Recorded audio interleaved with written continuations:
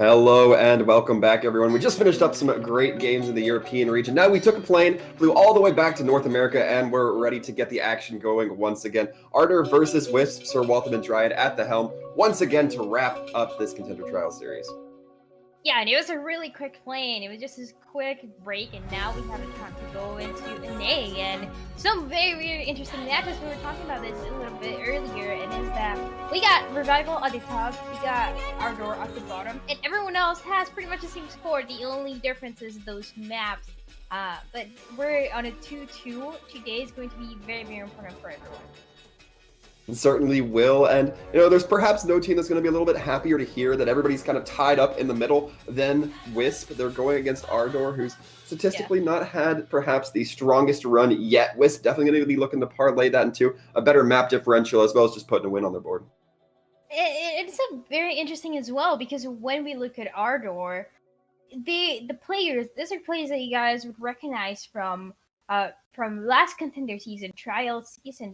These are players that are really good, but they haven't been able to highlight those moments as much in this team. So I'm very concerned if it's maybe something in regards to the synergy, maybe something else that is just not working out for them. We would talk about Razor, Chopper. These are players that are very, very well recognized in the DPS lineup. But when it comes to Ardour, they are struggling, and today they have to be able to come back. A lot of this is going to be the mental game. Ardour not going to be able to cling back as they're down 4 losses, but still will definitely want to come in, getting some maps in their favor, revitalizing themselves a little bit, and not, walking away with completely empty pockets.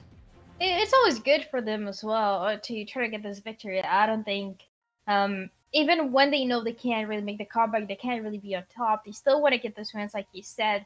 And it's always something that is important for the mental game as well. Not only on those matches, but after you're done, after you evaluate your performance in trials, you want to know that at least you were able to get a couple wins.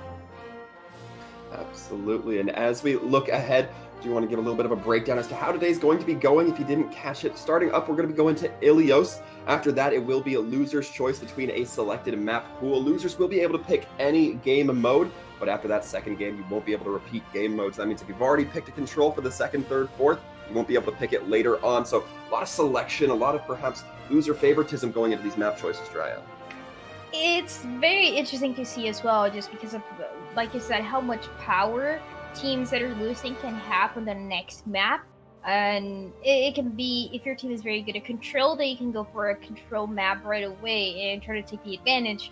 It's something that, it's a very interesting strategy for any team, but then the comeback is really figuring out that not only you're playing to your team's strengths and playing to the team for a map that it's going to benefit your team, but also taking into account what the enemy team is good at. Is they have a really strong, let's say, Orisa or Reinhardt, that you might be a little bit more hesitant about jumping into those maps that are more defensive, strong, benefiting a little bit more of that defensive side.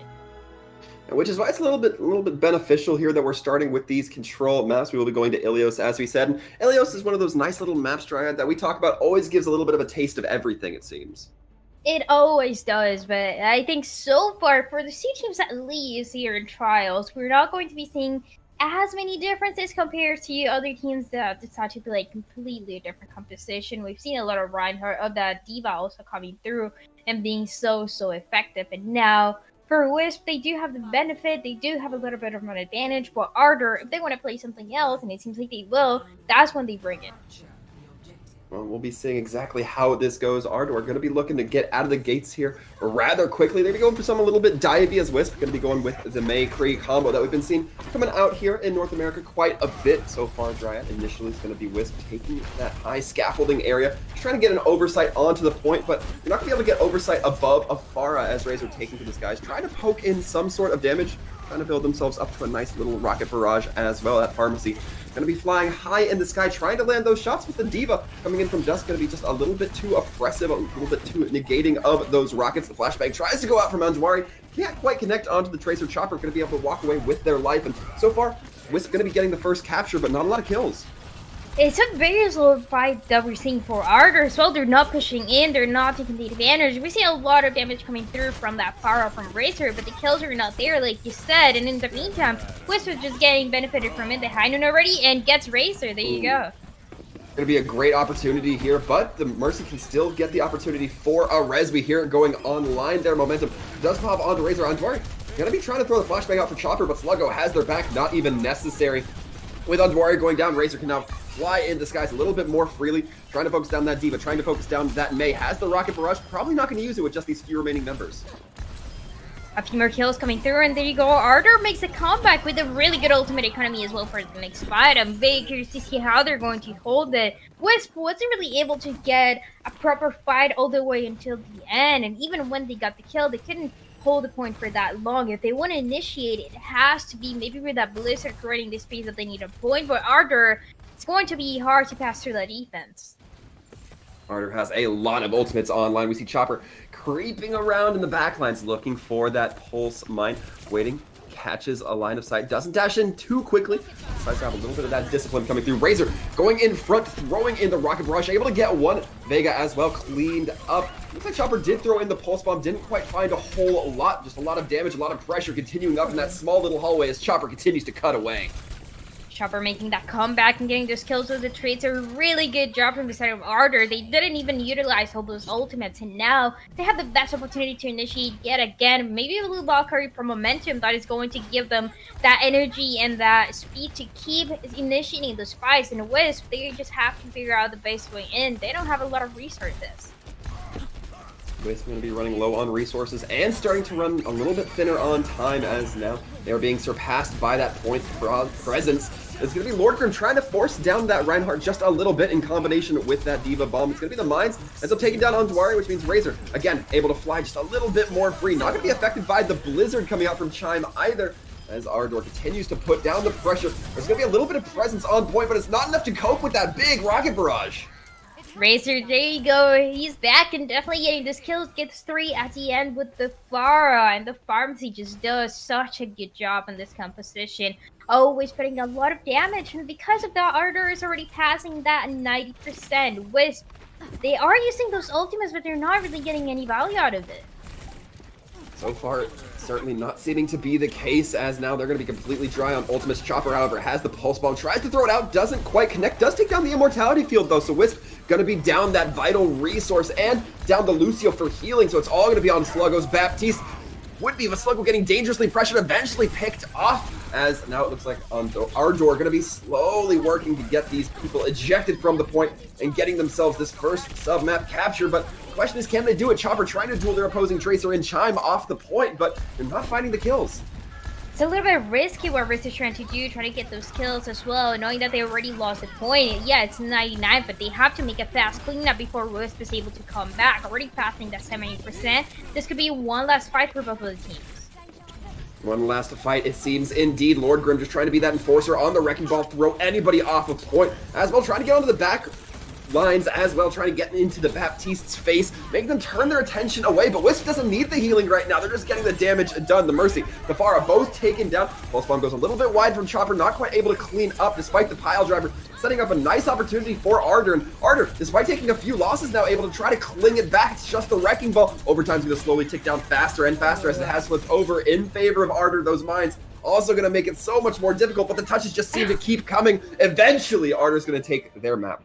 Oh no, definitely getting those highlights toward the end, getting the final blows, and then also being able to eat that pulse bomb from the Tracer. Really good job from this off tank, being highlighted a little bit more. I think, especially in this composition, sometimes it seems slower to get any value. You have to play very careful. You have to also support your team a little bit more, but seeing those highlights and those aggressive plays from Ardour is exactly what we wanted to see. And now Wisp, they couldn't get the hang of it before, but they have to do it now. And this is where my hesitance starts to come in, Dryad. We're seeing that, the dive worked very well on Ruins. The question is, does it work as well on Lighthouse? I think that remains to be seen. But we'll be seeing these teams come out from the spawns rather quickly. Chopper going to be setting up for that teleporter just to get the team ferried a little bit faster. Now as Razor continues to pressure on that high ground with those rockets, there have to be some good discipline coming out from Wisp, otherwise they're going to give a lot of ultimate percentage over to their opposing high flyer. As Razor continues to just try to peck away, really confining Wisp into these small rooms. That allows Ardour to get a lot of space. They're just creating the space. Ardour definitely setting up for success, and almost gets the kill, but doesn't quite yet. Doesn't quite. It's going to be the Lucio able to wall ride themselves back into safety, but Chime going down gives Lord Grim a little bit more room to swing, to ride around, and now Chopper in the backline. So you see that Reinhardt focused down with the anti-nade. It's going to be the clean up coming through from Ardour. They're looking very good. They've given over the point progress initially, but once again, they come back. Razor definitely just getting those kills and putting so much pressure into the enemy team that Wisp, they haven't really figured out what to do. With that, only 20% is what Wisp is going to get, and it's the same scenario like we saw before. It was Wisp jumping into point, but that doesn't guarantee that they're going to win the fight, especially because now Ardour was able to build more ultimates. They do have the barrage to use. They're about to have the Valkyrie as well to support them a little bit more. The Nano, they have everything that they could need to win the next fight. They will have to get tested with Sluggo's Amplification Matrix, but we'll see if that comes into full effect from Wisp quite yet. Razor still playing at an arm's distance, just trying to keep themselves safe, try to minimize the damage they take from those hit scan characters. Razor dropping in through the bell tower, going to be dropping the rocket barrage right on top, able to take down 3. Chime eventually able to take Razor back, but it's not going to be enough. The damage already done, and Wisp is now bleeding out. There's a few kills coming through. The Wisp is trying to make the comeback, and the Soundbearer is going to come through. I don't think that this was a decision. It's a very risky decision considering you have those mines on point. You can't really do too much. Postbomb tries to go wide, but this is all just point progress for Ardour, but the respawns will be coming in for Wisp themselves. Vega trying to stay into point, but in the meantime, Ardour is trying to touch as well. Any percentage that they're able to get in is going to be better for them. Antoine throwing in the high noon, going to be getting the D-Mech onto the Diva, but again, these tag-ins coming in from Ardour are looking excellently performed, as we're seeing the couple kills go in their favor, but as long as they hold on to this point, continue to build up that progress, that's what they're going to be truly happy about. Eventually, it will be going in favor of Wisp, as Ardour now has to regroup and compose themselves. 70% for Ardour, and Wisp finally getting some control, but now they have to create the space to win the next fight. The Shadow is going to be ready for landing it, not as much. Ooh. An early pulse bomb kill onto Antwari. It's going to be a great opening coming in courtesy of Chopper. Sluggo using those moon boosts to bounce a little bit higher, but eventually going to be hit with a direct impact. Now being chased down by Razor. No immortality field. That weakens up the tank line of Wisp just a bit. Looks like Ardour going to be taking their time though, waiting for their opportunity to dissect this team as Razor now creeping around that back window, sees the Lucio trying to land those direct impacts. Can't quite find it though, but Lord Grim has their back, able to swing in with that grappling hook. Going to be coming in clean here as Ardour going to be committing a few ultimates to this, as will Wisp, but eventually it looks like Wisp are going to be able to stabilize, get those kills, and keep the point in their favor. A virulent fight, but Andre getting this final blows means that Wisp is going to keep holding control of the point. Ardour, they use a couple ultimates, they use a self-destruct, but not really getting any value out of it. Now, they have to play more aggressive. They don't want Wisp to get to the 99. It's going to be a lot of pressure for them, and in the meantime, Duff's trying to do, I think, a reset. I don't know what happened there. An unfortunate spot for the Diva player, but now as we look towards the remaining members of Wisp, it's going to be Antwari having that high noon, perhaps trying to focus the skies out towards that far, towards the Mercy. Antwari trying to go for it, but can't quite connect it. Instead, it's going to be Jishua taking a knock off by the concussive blast coming in from the far. Somebody has to be on point to touch it from the side of Ardour, otherwise this will be all for naught. Couple kills going in their favor, but the D-Mech on to Gao, that on player, going to be looking pretty crucial right now for the side of Wisp to keep things stabilized as the points flips once again in their favor. Overtime continues to tick down. Nobody going to be able to touch except for that Mercy, but she can only do so much. Overtime bleeding faster and faster here, Dryad.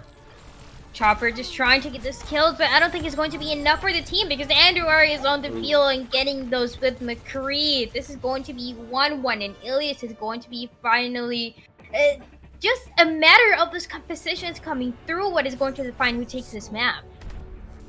Really will. I gotta say, I was a little bit pessimistic on the Pharah starting off, but there were definitely some moments where we saw some strong plays coming out. Was it the best pick in the long run? That remains to be seen. It's really hard to see any far as getting enough value for your team, but I think Razor, especially with the level that this player is at, is able to get so much value out of it that the only thing that they need, especially for Ardour, if they decide to continue this composition, is making sure that you're enabling this fire for success. I mean, that support with pharmacy and also maybe the diva a little bit when it's needed. And in the meantime, Wisp, they just have to keep playing that composition, that more of a brawl style that is going to benefit them more. They're going to be keeping Antuari on the McCree. I can't blame them based on how Razor's been running the skies a little bit here. As we now see Razor continuing to take up their Antuari, hiding underneath the lighthouse area. The beacon as now going to be taking a little bit of a nap, not able to be collapsed upon, but will be taken out of the fight for a few scant seconds. So Razor continuing to try to fly up and over, throwing in some rockets, trying to get some damage as well, but not really seeming to be able to find the angles as well as we saw on the other two maps. Looking a little bit difficult here. Wisp now going to be wrapping around, trying to get the contact going firm with Ardour. Razor continually being harassed here, and the flashbang doesn't quite connect with Chopper, and that allows the Tracer to roam around a little bit more freely. But again, no point progress and not a whole lot of kills. Well, I say that, but as Ardour comes in and gets 3 in their favor, as well as the point.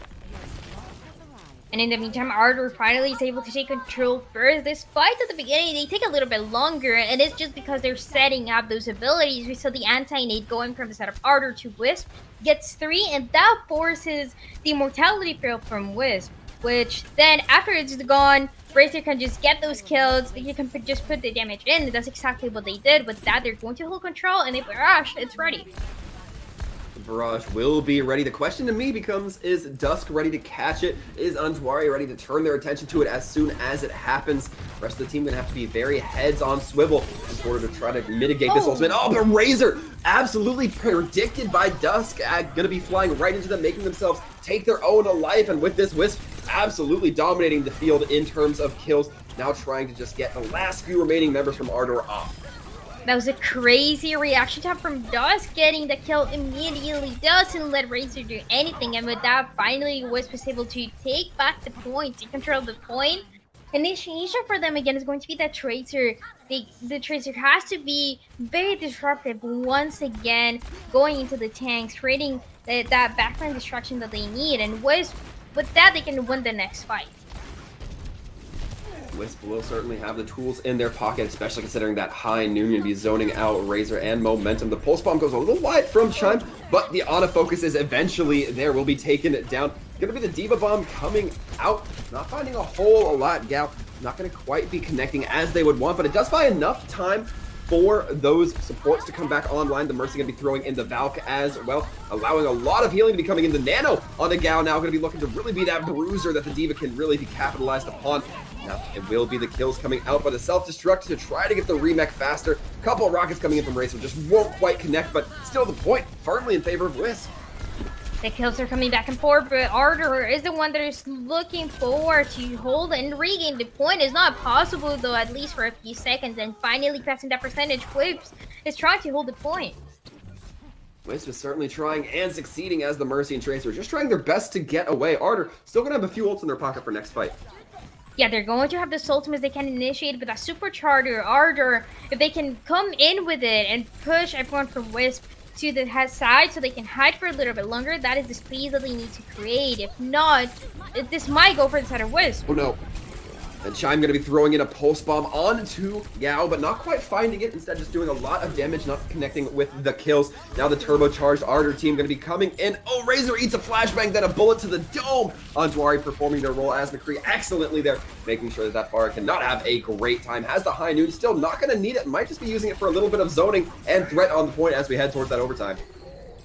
Going to be the 99 in Wisp. They're just looking to make this a cleanup. They don't want anyone from Ardour to touch, and that's exactly what they're going to do. With that, Wisp is going to take it 1-0 so far.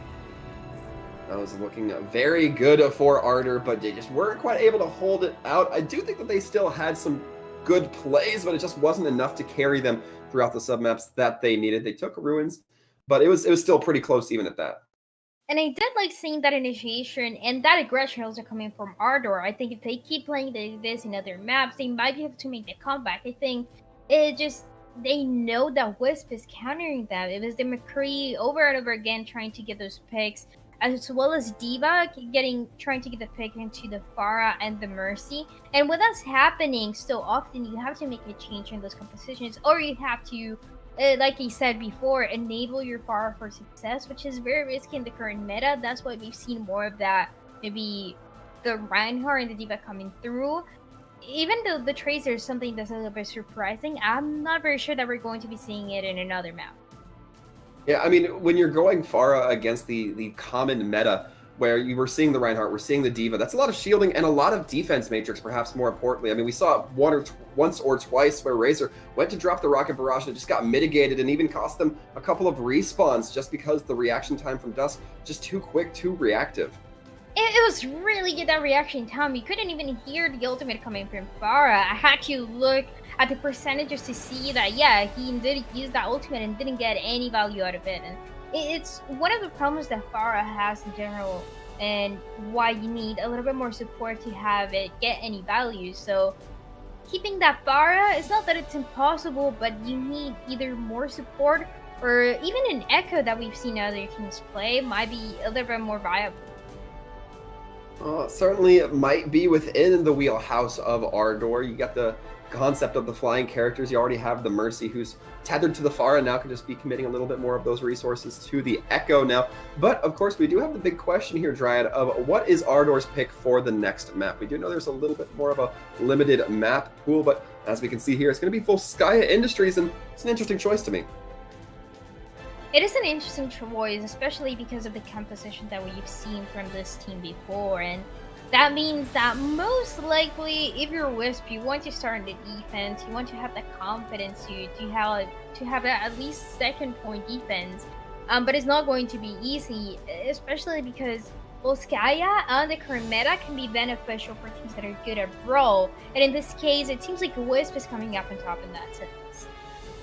Yeah, and this becomes a question to me of, does Ardour just have on composition practiced? You know, do they spend a lot of time rehearsing this Pharah, this very divey style composition, when it just doesn't match up to chalk against what most other teams are running, where it's that Ryan, Diva, the Mei, McCree, the McCree more typically against this Pharah, not necessarily the Mei, but either way, it just does not look as sharp a tool as the other opponents are running.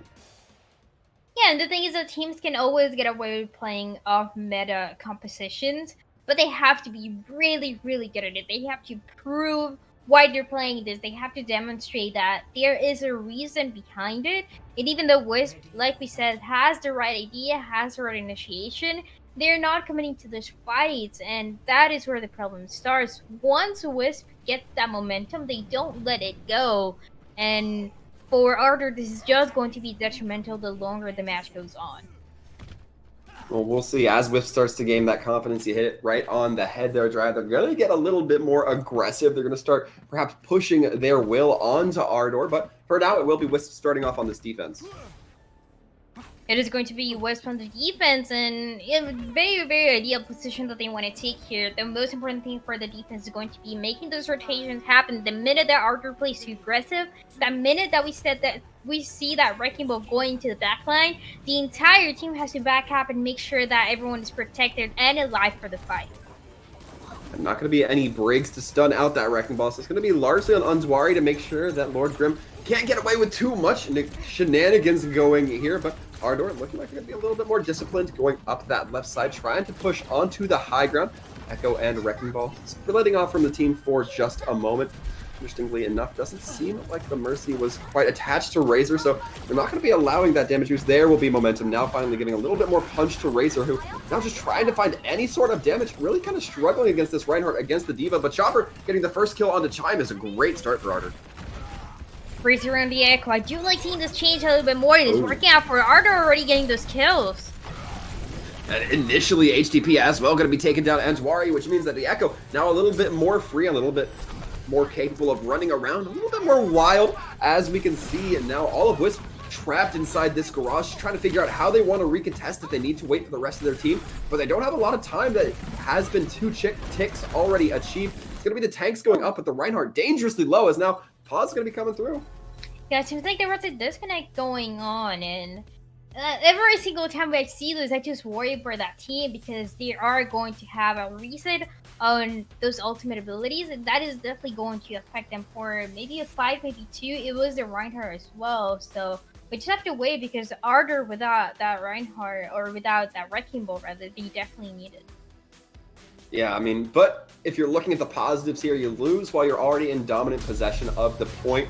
It doesn't look like Wisp is going to be able to claw back too aggressively, so you still think you might be able to have your characters run it back. Yes, you will lose that ult percentage. You're going to lose that resource that you'd really rather hold on to, but at the very end, you're still getting the point. You're not losing any time off the clock because of that. So if you're going to have somebody disconnect, it's kind of a best case scenario. It is, but even then, one of the things that I wanted to talk about is that I wanted, and I'm very glad that we saw Ardour playing Echo instead of that Pharah. I think if you're going for a flying hero, if you're going for someone who can be disruptive, the best idea is to go with an Echo. You have more mobility, you have a little bit more support from your team, and your kit is a little bit more aggressive compared to Pharah's. Regardless of the damage, you're able to land those sticky bombs into maybe those supports when they're in a bad positioning, and they are punished immediately. For Pharah, I think it's the opposite scenario where you see the Pharah getting punished more often. It's an interesting kind of dichotomy to me, Dryad, because you talk about, the Echo can throw out those cluster bombs and get a lot of damage on a composition that's running, a fairly tight, close-knit, engagement. But you also have to consider, they're running it into a diva who, if they hear the cluster bombs go off, they can just throw their defense matrix out, eat the majority of it, and mitigate the damage. So it's kind of pros and cons there, but I definitely do like the way the Echo's working so far. Although, first point, a little bit easier to say that on than second. And I'm just going to say as well that the win condition for this team is going to be Razor. It's going to be Razor and whatever hero he decides to play, and how aggressive the playstyle is going to be. We've seen it over and over again. The majority of the kills are going to this player, and because of that, you have to play around it. That's why we've seen the Mercy is working out to get that extra support. But now this is where Ardour needs that consideration of how you can support this player a little bit more. Right. I mean, sometimes when you build these niche compositions that, take place over just one specific character, you have to consider how you can enable that character, or at least prevent them from being the weak link here. But as we can see, it's going to be Lord Grim coming back in on the Wrecking Ball as point, already being firmly taken by the side of Ardour. The res going to be coming in on to the Zenyatta as well. This is looking great for Ardour. It's all just clean up. Before we started this match as well, I was talking about the DPS, and we already talked about Razor, but Chopper on the Tracer has done an amazing job. We've seen this player play Tracer before with other teams, and he has been able to become one of the biggest highlights for any of them. The Pulse Bomb is going to be ready as well for this player, and for Wisp, they were kind of caught off guard, it seems. They need to build those ultimates as soon as possible. Chopper has that pulse bomb, has to be playing very careful around Antwari, as that flashbang can really put an end to the Tracer, as can the Diva Matrix put an end to the Tracer pulse bomb. Excellent performance there by Dusk. This Diva player really mitigating a lot of ults well in this matchup, and Ardour decide they don't want to invest good money after bad. They're just going to get out. Really good tracking and really good reaction time from Dusk that we've seen so far in this match. Just saved the team in a couple of fights already, and for Ardour, now they just have to wait for a little bit longer before initiating, and it's going to be with a duplicate. The duplicate will be going in. It's going to be onto the Diva. Razor trying to build up a self-destruct, and Joshua taken down early on means that there's nothing to shield the self-destruct from all that damage that's going to be coming in onto the field. Sluggo having to commit the Immortality Field off point means that not as much staying power available for this defensive team. Focusing Beam trying to go down onto that Diva, but it's going to be Antwari taking the opportunity to shoot Razor in the back. And with this, it looks like despite a couple of losses and a little bit off-guardedness, Wisp still able to resilience themselves. That is right, and because of that, we're going to be seeing Wisp holding the point for a little bit longer, but they still have a long way to go. It's going to be 4 minutes for Ardour, and they can initiate maybe with the self-destruct going into the back, but we haven't seen this happen as often recently, especially with the current meta, and because of this point, second point, how hard it is to get any value out of it. So Wisp, they have to play this very carefully, holding the difference in those positions and not letting Ardour take any sort of space.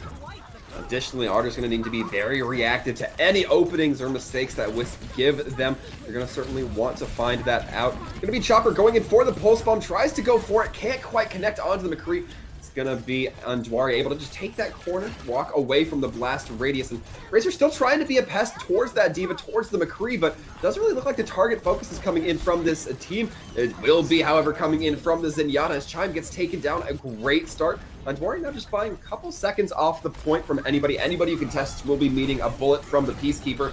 As Chopper now stuck a little bit behind enemy lines, however, does have the rewind to get themselves busy as Andwari does fall to Gao. Things are looking very good for Ardour as they start to get a couple more kills in their pocket, but it's gonna be the Transcendence online for HTP. Will it be necessary? So far, it doesn't seem so. A whiff to Earth Shatter coming in from Jishua, a little bit uncharacteristic. Yeah, that is right. This is a very slow fight, but Ardour is finally able to get a 66, looking to get 100%. Oh. The Shatter not really connecting, but Ardour is looking forward to getting the point. Razor gonna keep swinging ahead, goes in for the pin deep, but clips the wall. A little bit of an unfortunate placement there, but Chopper still holding the point down and holding it firm as Lord Grim just trying to bully that D.Va away. It's now the Tracer trying to tag in for their Lucio. It's gonna be the Doomfist now coming in. These stall heroes might be detrimental to Wisp. Even if they do win, they'll be losing a lot of ultimate percentage coming in for their team. As now we can see Ardour continuing this cleanup. It's gonna be Gao and the Tracer Chopper gonna be trying to stick together. Immortality Field goes down, trying to buy a lot of time, but Wisp right now, they're just trying to stall out the clock. A very long fight. This has lasted over a minute, and Ardour finally able to take the second point with 1 minute 58 seconds remaining. That was just a matter of making that cleanup happen. The spawn advantage benefiting Wisp over and over again, with that Immortality Field keeping them alive for a little bit longer until Ardour finally decided to push them a little bit more, disabling any sort of pressure that they wanted to put extra.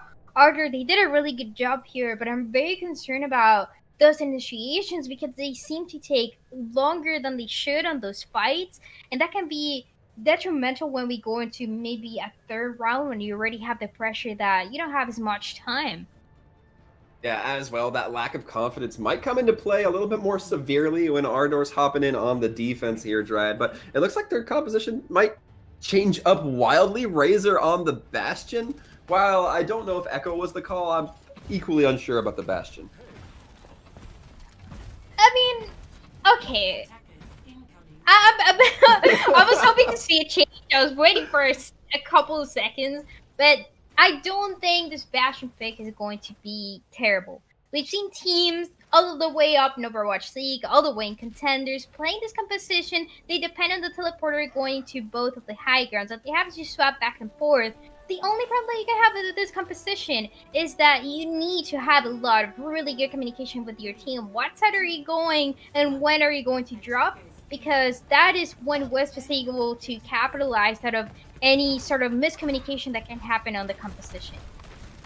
Yeah, if you're Ardour, the two members of the opposing team to keep eyes out for, definitely going to be the D.Va, definitely going to be the Sombra, going to be able to disrupt Razor quite a bit, either by preventing the bullets from coming through or just by demeching them or taking them out of that sentry form. However, will be high onto the bunker that Ardour is mostly going to position themselves. They know that the teleporter goes down.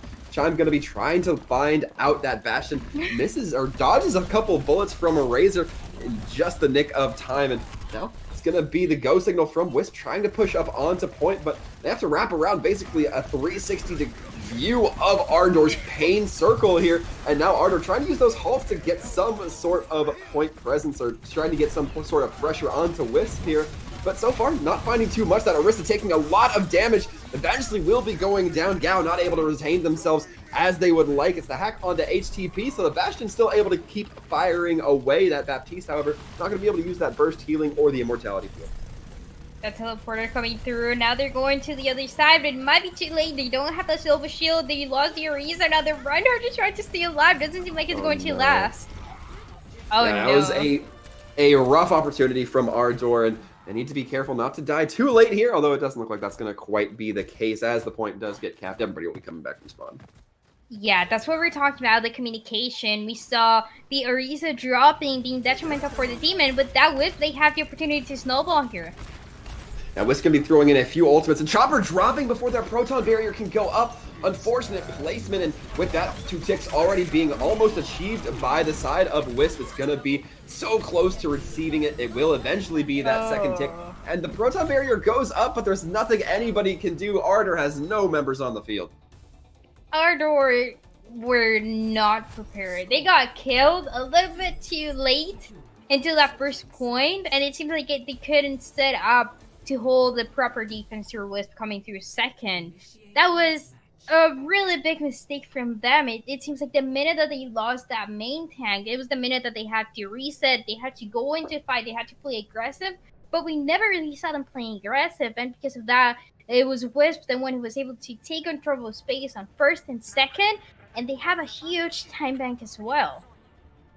Yeah, a very large time bank, and this goes back to what you were saying, Triad. Ardour now have to deal with the fact that they've been a little less aggressive, and it might be harder to kind of switch your mindset. Yeah, you came out with 2 points on the board, but your opponent came out with 2 points much faster, and now you have to try to match that pace going back.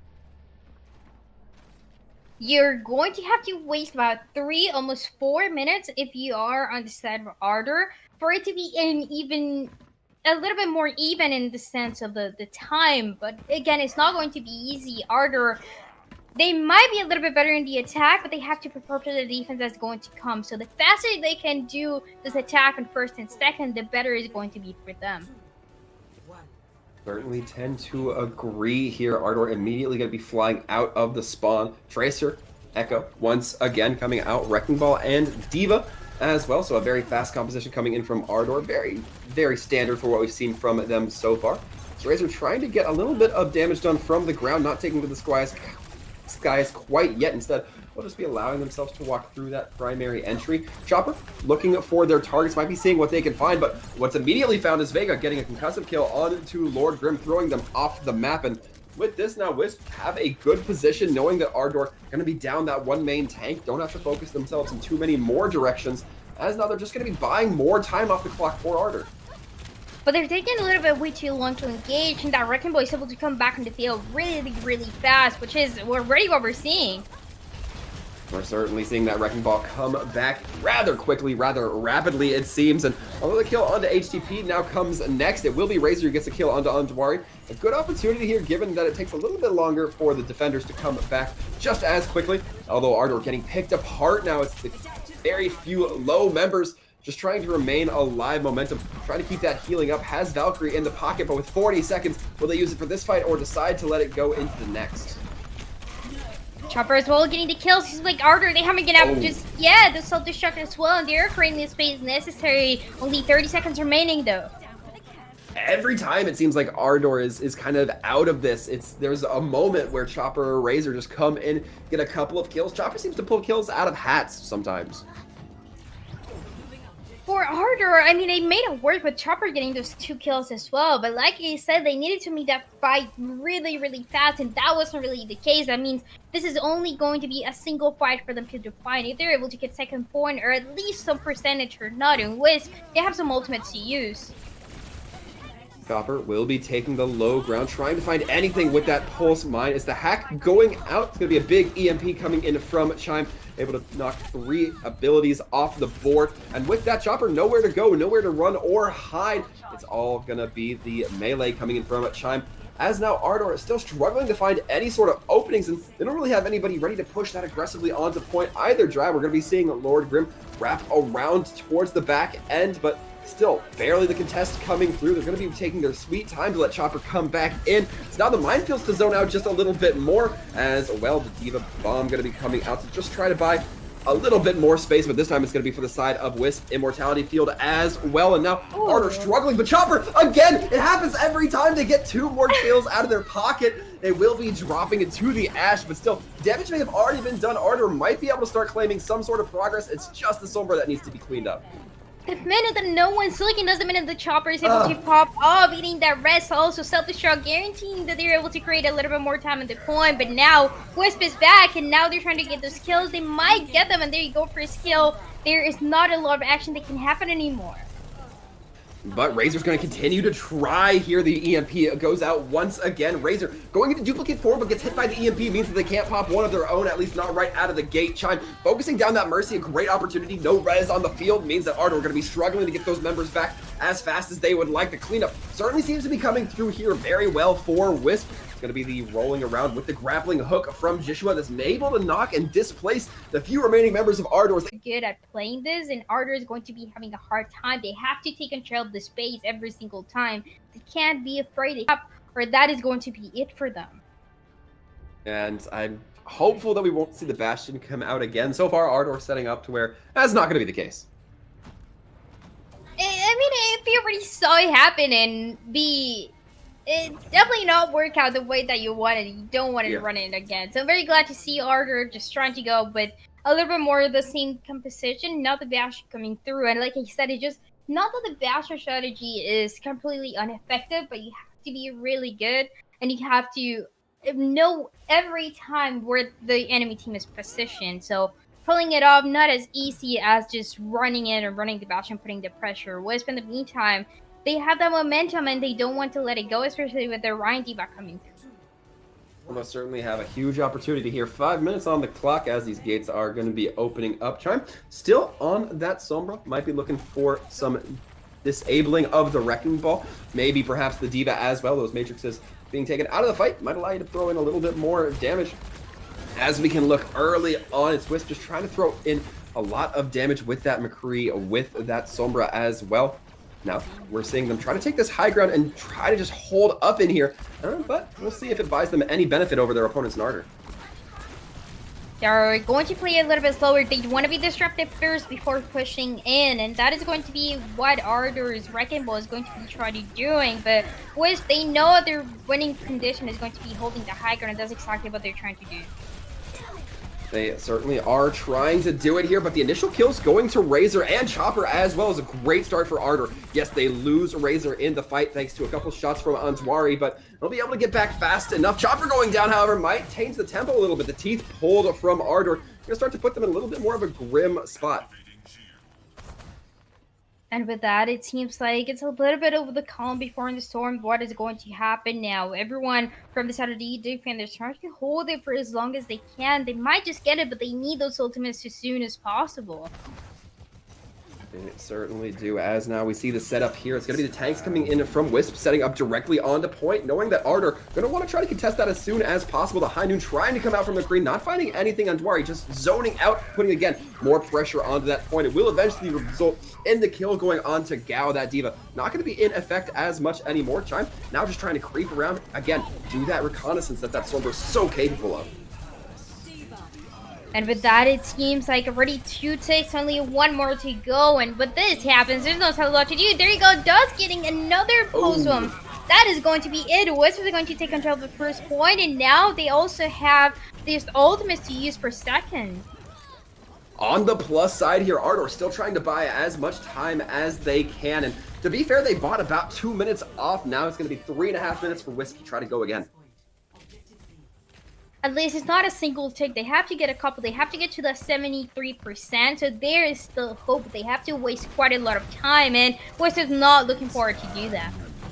Anzwari once again dropping the High Noon, trying to zone out by whatever they can. It's a lot of the damage going directly into the Wrecking Ball. Lord Grim almost able to get away with Anzwari taking that corner. It's a little bit more proficiently self-destruct. Now going to be cleared out from Dusk, just making sure that point's a little bit more free, a little bit more open as Ardour struggling to get members on point as that second tick that is almost achieved eventually will be there, as will the rest of the cap, as Wisp going to be claiming their second victory. Wisp already getting that 2-0. Ardour, they put up a 5, but it wasn't quite enough. At least they took us to 3 rounds. So it has an initiation. They have the right idea. I like that they like playing something else or bringing something new, but it's just not quite there. And once again, it just falls into that initiation that it's just not as aggressive as it should be. So they are just playing Wisp's game over and over again, and this needs to change if they want to bring it back. Yeah, and we have a lot of opportunity here, Dryad, to talk about, what might be benefiting Ardour and what might be a little bit more of a detriment to them. However, we can get back to that in a little bit. We will be taking a short break for resolving some technical issues, but we will be back after this.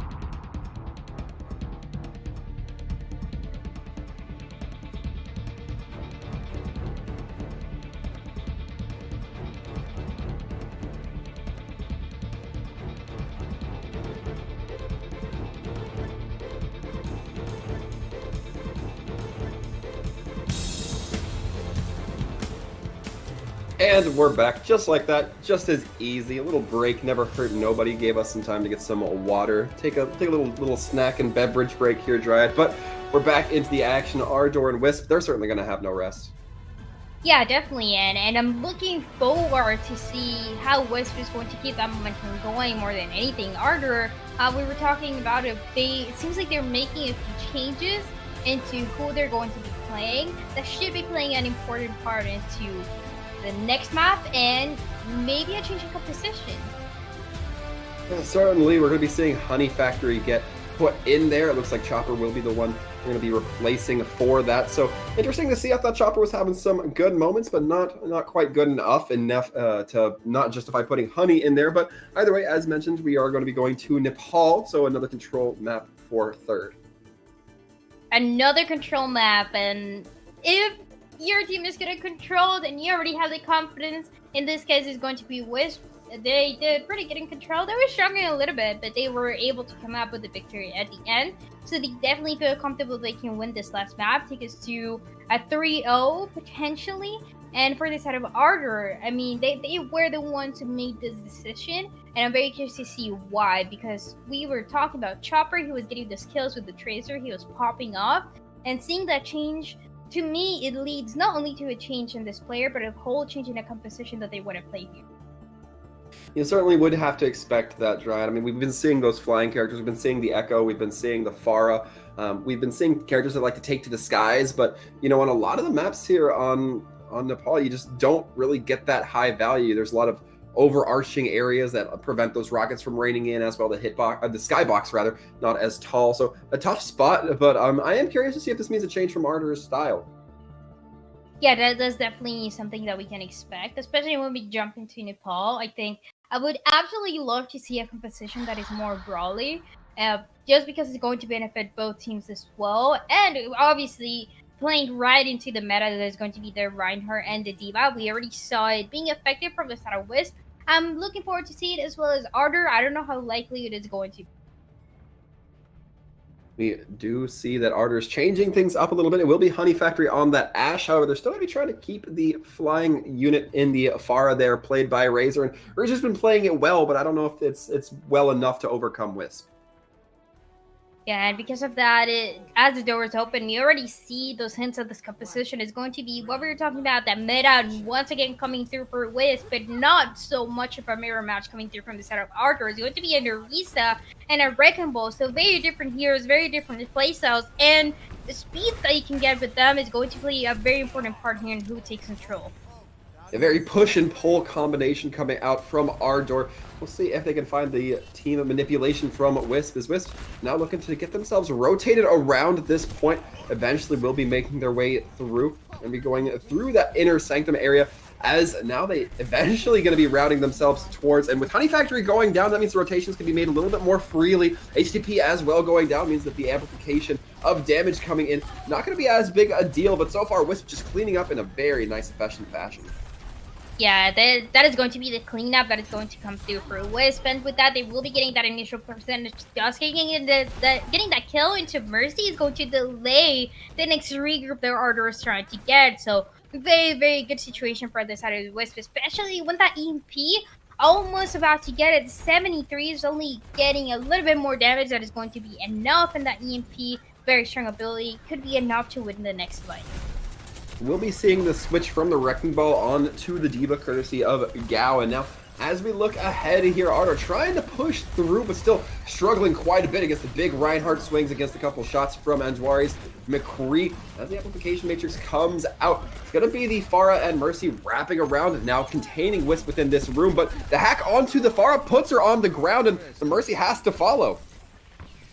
It is going to be that Mercy falling again, and that forces the reset. The minute that your team loses the Mercy, that's the minute that you can't really win that fight anymore unless you have an ultimate, which in this case, Ardour does not have it just yet. And because of that Wisp, you're just getting those kills off and off. Once again, getting taken down. EMP is going to be ready for next fight, and we might be seeing it very early on. Wisp setting up Anjwari into the back, ready to get that high noon that can just zone out everybody from Ardour, already putting them in a tough spot, amplified by the fact that now they have to push into an ultimate, but not even going to be necessary as momentum gets taken down. A headshot from the McCree that Farah trying to maintain her own perseverance, but Razor dropping the rocket barrage just to get one. That's a big investment that gets you nothing. It is a big investment, but now Ardour, I mean, they're trying to get those kills and they're not working out. They're forcing Razor to try to play the Tracer a little bit more. But as that happens, Wisp, they are just taking control of space. They're getting the kills and they're not really letting Ardour go into another fight. Lord Grim is going to be touching the point on that wrecking ball, at least for a moment, bringing it into overtime. But the sound barrier and the high noon going to be coming out. Nobody able to touch point because of those two factors, despite Honey Factory trying to send out Bob. It's just the timing not really working out for Ardour. They never really had a proper fight besides the one that we saw at the beginning. They were trying to come back and then they were getting killed one by one, which is detrimental for the team. So because of the Wisp, it's already taken the advantage here. It's already taken that first point. There's only one more to go. And this map, out of all of them that we see, is perfect for the Reinhardt, for the D.Va, and for the current composition, especially when we already see Chime trying to play that Mei. Mei probably going to be coming out rather large here if Chime decides to stick onto it. They're going to be going to the sim to start just to get the teleporters out a little bit quicker. We'll see exactly what their swap is post facto, but now Chime going to be going on to the Sombra again, looking to deal with those flying characters with the hackability of Ardour. Lord Grim on that wrecking ball, looking to find some sort of disruptance, but gets disrupted themselves when a hack falls right onto them. Dusk, with the rest of the team going to be focusing down Lord Grim, and already Ardour going to be reeling a little bit. Dusk, we've talked about this play before, but it has been such a highlight for Wisp over and over again, having that perfect positioning, getting those kills, as well as being disruptive to the enemy team. Because of that, Wisp is able to take control of the point, and Ardour, they have to regroup and try again. My question is, what does Honey Factory hope to achieve on this Widowmaker? They need to maintain these long lines of sight in order to be the most optimal here, but so far they're not finding too many opening kills, and in fact I don't think Ardour's found any kills on this map here thus far. Razor, however, putting my words in my mouth as Sluggo, gonna be taken down. Honey Factory almost getting booped off the ledge. Will be taking a little bit of a drop, but Vega quick to chase, trying to find the damage, and eventually Honey Factory did hear me and does find the kill onto Vega. Things now looking a little bit more favorable for Ardour, especially with this rocket barrage in pocket. They're getting those kills, but it's not over yet. The Swiss is still getting that percentage in the point. It does already getting the kill to Honey Factory again, just holding that point, which is all that they can expect when you're trying to hold this. And now, because of that Wisp, they're holding and they're keeping this point for a little bit longer. And keeping this point for much longer as we tick upwards towards that 50%. Ardour looks like they may have had an opening, but just couldn't quite follow through, and because of that, they have to get a complete regroup going in. Antuari trying to land the headshot onto the Zenyatta, stands still for just a second. Honey Factory takes advantage. Now, we're going to be seeing if Ardour look to lean in with this aggression. EMP goes out just to connect onto Lord Grim, meaning that that wrecking ball going to be stationed where they are. Vega eventually seeing Razor drop that rocket barrage, be getting them with a couple of shots from the Lucio sound cannon. Now, as we look ahead, the revive going to be coming out from Momentum onto Razor. Things still looking very good for Wisp. They are close to losing a couple members, but Dust receiving that sound barrier, going to be keeping them alive for the time being. Although Ardour managed to get a couple of kills, but they have to get a couple more because it hasn't quite worked out for them before. There are situations where you can see your team getting a lot of value out of the Widowmaker. Sometimes it seems hesitant, but Honey Factory being able to make that initial pick was really good for the side of Ardour. They take the point back, but they know they can't let it go a single time, or that is going to be it. They're going to lose this map. Wisp, in the meantime, they are about to have that shatter, and if they're also able to pull that EMP soon, this is their winning condition. Ardour, they have to prepare for this. They have to hide from those ultimates. Right now, Chime just staying on point, trying to catch out any weakened target initially, throwing in a little bit of damage. Razor trying to rain some rockets in as well, and with Honey Factory taken out of the fight, Antuari finding the better of them now. Farah going to be having a little bit more difficult of a time with that McCree, having a little bit more free reign, although that would be the case if Razor hadn't taken the shots. Razor getting hacked, however, not going to be able to drop the rocket barrage themselves. Will be coming out and immediately dropping it in. Going to be the shields trying to go up towards Razor, not quite finding too much, but the Earth Shatter finding two. It's going to be both the tanks for Ardour. Lord Grim and Gao both going to be surviving for the time being. Gao eventually getting demeched and brought to their knees. Self-destruct now going out from the D.Va. Does find Honey Factory, although Joshua gets traded out for that one. And points been flipped to Wisp, and now Ardour has to fight just to start getting more progress once again. This might be the comeback that Ardour was waiting for, but already that 99 and Wisp, they keep touching the point. They don't want to let it go. This is detrimental, especially the last sound barrier. No one else touches for Ardour, and with that, Wisp takes a victory. Wisp definitely having a very good time here on Nepal. Much better than the first two maps. It seems like we kind of saw Ardour slowly decay or collapse a little bit as we went through these maps, starting very well on Ilios, at least very competitive on Ilios, and then kind of just shrinking a little bit on Volskaya until finally Nepal, well, we're seeing the scoreline. And it's a very interesting case because usually we see the opposite happening. We see teams slowly improving over and over again. But for this case, it was Wisp kind of being stronger and Ardour just not really figuring out the best composition to call. So that was detrimental for them. And with that, Wisp takes a victory, and it's a very quick one. A very quick victory indeed. And as we mentioned at the top of this broadcast, Rad, very good for Wisp. They're going to be coming out with a 3-0, adding that to their map differential, which is going to matter a lot given that we started with 4 teams at their same scoreline. And out of all of the scenarios that Wisp could have had for this match, this was definitely the best one because they win every single map and they go against a team that didn't have a single win. And I think it is definitely going to be closer, especially when we look into all the other matches and the next match that we're going to be seeing soon. That is going to be more defining just because of how even they are. Yeah, you certainly have to be looking forward to it. But before we get on to our next meal, we'll make sure to finish this one here, folks. We'll be taking it to a quick break. We'll be coming back with the interview, so stick around.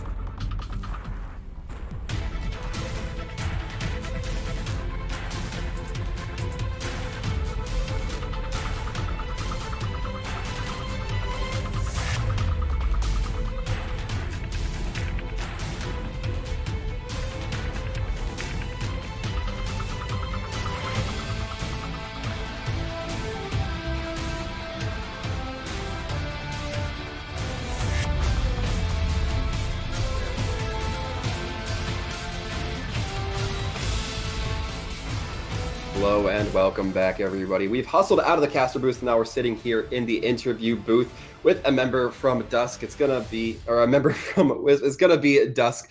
Hello, Dusk. Welcome. Hi. So we'll go ahead and start off with a fairly simple kind of question here. What was your confidence level like going into this match versus Ardour? What was in your mind at that point? Well, personally, I was pretty confident. I'm always nervous before every match, to be completely honest, and I still was nervous today, especially after the first map because they ran a sort of a weird comp that we were not used to. But overall, I knew that everyone on the team would perform well today, so I was pretty confident, I guess. Fantastic. Yeah, and you guys were able to get that 3-0, so congratulations. And I mean, I do want to ask you a little bit more of your own playstyle because we saw you eating a lot of those pulse bombs and also getting that immediate kill into the fire from the enemy team. So you have a really good reaction time. Is this something that you were able to highlight a little bit more today, or is this you're just used to getting those? It's definitely something today because I don't often get to play against Tracer recently because of the brawl meta. Yeah. But I would say I have a lot of experience playing against Tracer in like previous metas, so I decided to show up and do my best. How does your team? I actually do want to ask. We saw Volskaya Industries enemy team was playing Bastion. Was this something you were expecting, or did it catch you guys completely off guard? It definitely caught us off guard because the poke comp that they were playing on Volskaya was definitely good on defense too. So we were definitely expecting that. And seeing Bastion, we kind of just like, for like 2 seconds, we just didn't know what to do. But then Joshua made the call to play under. Yeah, it worked out. It was a weird positioning as well from them. But I mean, I have one more question for you, and is you guys, you are playing a little bit more of that meta compared to Ardour that we saw them playing very off meta picks. Are you comfortable if you're facing a team that is going to mirror you, or do you think you would benefit more maybe countering the? To be completely honest, I think we are comfortable, and we did lose survival yesterday in that brawl meta mirror. But if we focus up and try hard in scrims this next couple weeks, I think we can possibly be one of the best brawl teams. That's definitely the type of optimism we like to hear in trials. But for now, thank you very much, Dusk, for hanging out with us, answering a few of our questions. And before we let you go, I do want to give the opportunity. If you have any shout-outs, who do you want to show some props to? I do have a lot of shout-outs. Okay. I want to shout out everyone on the Wisp team, like all the managers, the staff, the players. Everyone has a part in our success. And then also a special shout out to my old team and Taku and my ex-teammate Danhead98. The whole reason I'm playing is to clear our names from last Contenders season. Oh, I saw your tweet about it actually. Yeah. And also a big shout out to Coach Gary. He helps me a lot in game and makes me a better player, but also out of game, makes me a better person. A lot of appreciation there. You gotta like when somebody recognizes every little part that helps them out. So many shout outs there, much appreciated, Dusk. But also appreciated from us for stepping in here, answering a few of our questions. So as always, we appreciate it, and congratulations if you haven't heard it enough. Thank you. And with that, Dryad, that will conclude Wisp versus Ardour. For now, however, we're going to be taking a short little break. We will be back with our second match. So, folks, stick around. NA Trials, more to come.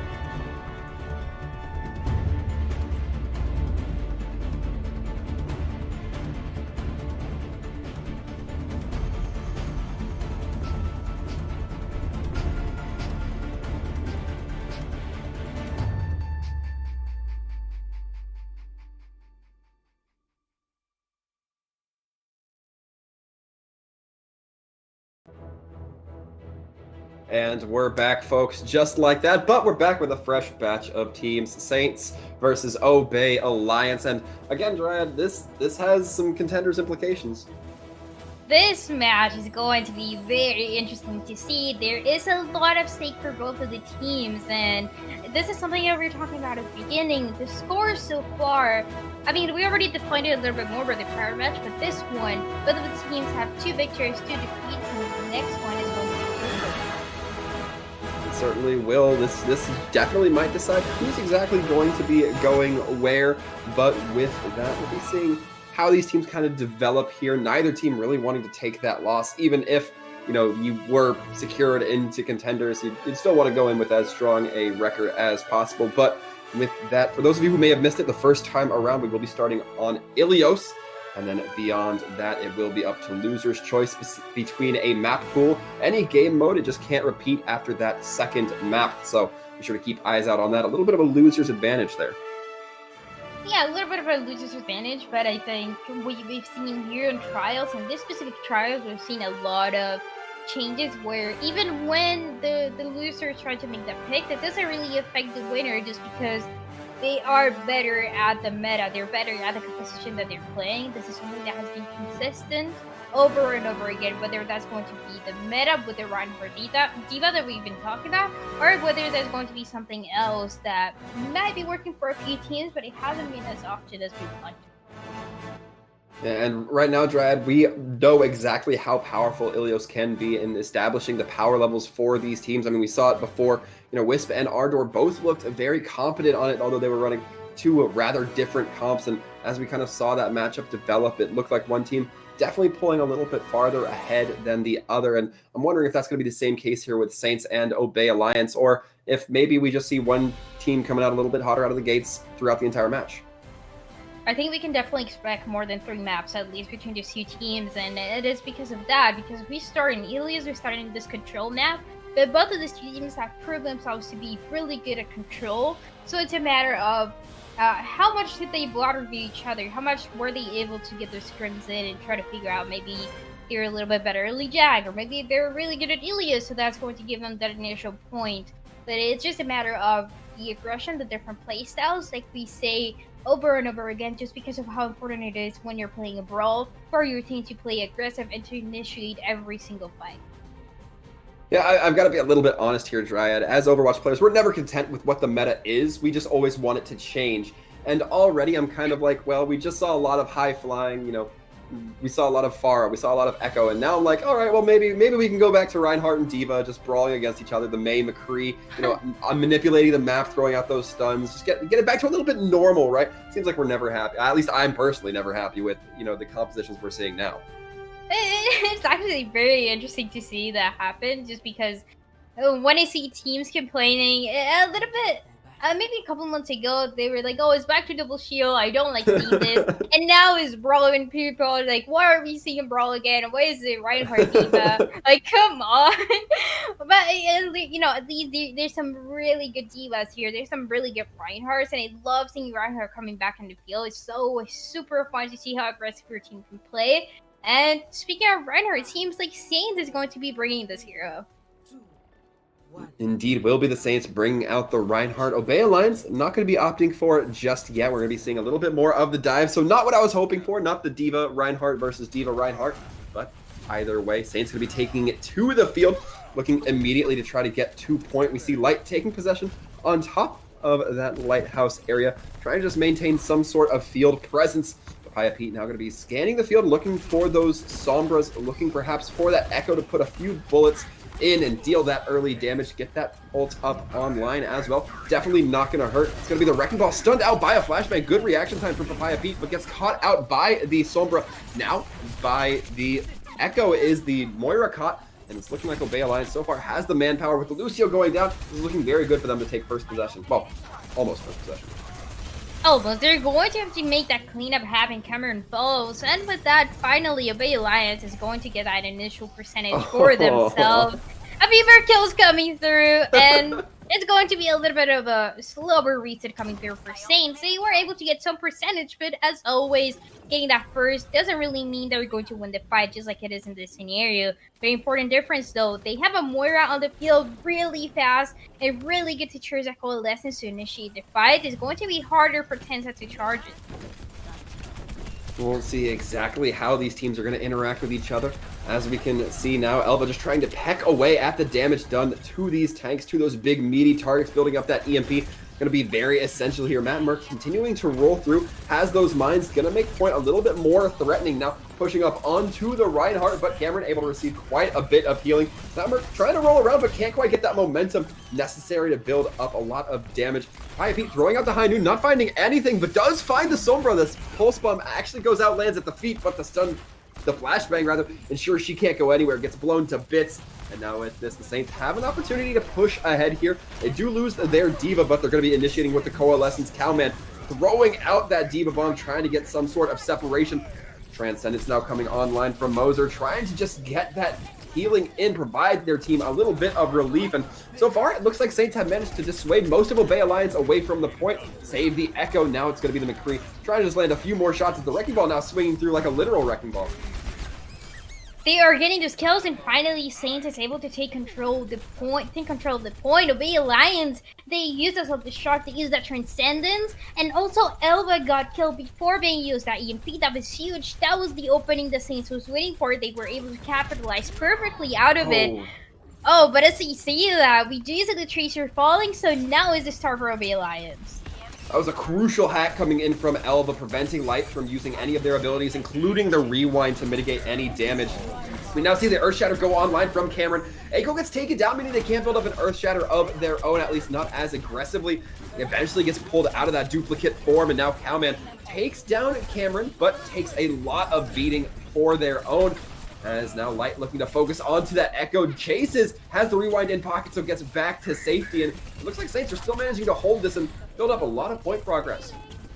And also being able to build up those next ultimates that are going to come through. They can initiate with Panic's Coalescent. Well, Tensa doesn't have any rally to use. This is a huge difference between these two teams. The support is always coming through and making a big difference in those initiations. That break is already a risky pick, and now they have to try to build it for that last fight that is going to be for both teams. We're seeing this progress tick upwards from 80%, as now Saints going to be feeling more and more comfortable about this, knowing that Obey Alliance are going to have to start making their moves. Papaya Pete being brought dangerously low has to back out until the Coalescence comes online. Now it's the tanks looking to relocate themselves towards point for Obey Alliance. It's going to be the self-destruct coming out. Papaya Pete has to take a little bit of cover, trying to buy themselves some sort of time, but it's the Moira damage orb coming through. Actually cleans up Cowman on Remech. Papaya Pete continues to throw out these bullets. Can't quite find it. Whiffs on the flashbang, however, can't get Echo off that Tracer just yet. We'll have to wait a little bit more. Light has the pulse bomb, waiting to throw it out. Sticks the Brig, and with that takes them down. That mass healing, the Inspire, not going to be available. And just like that, Saints managed to pull the first map.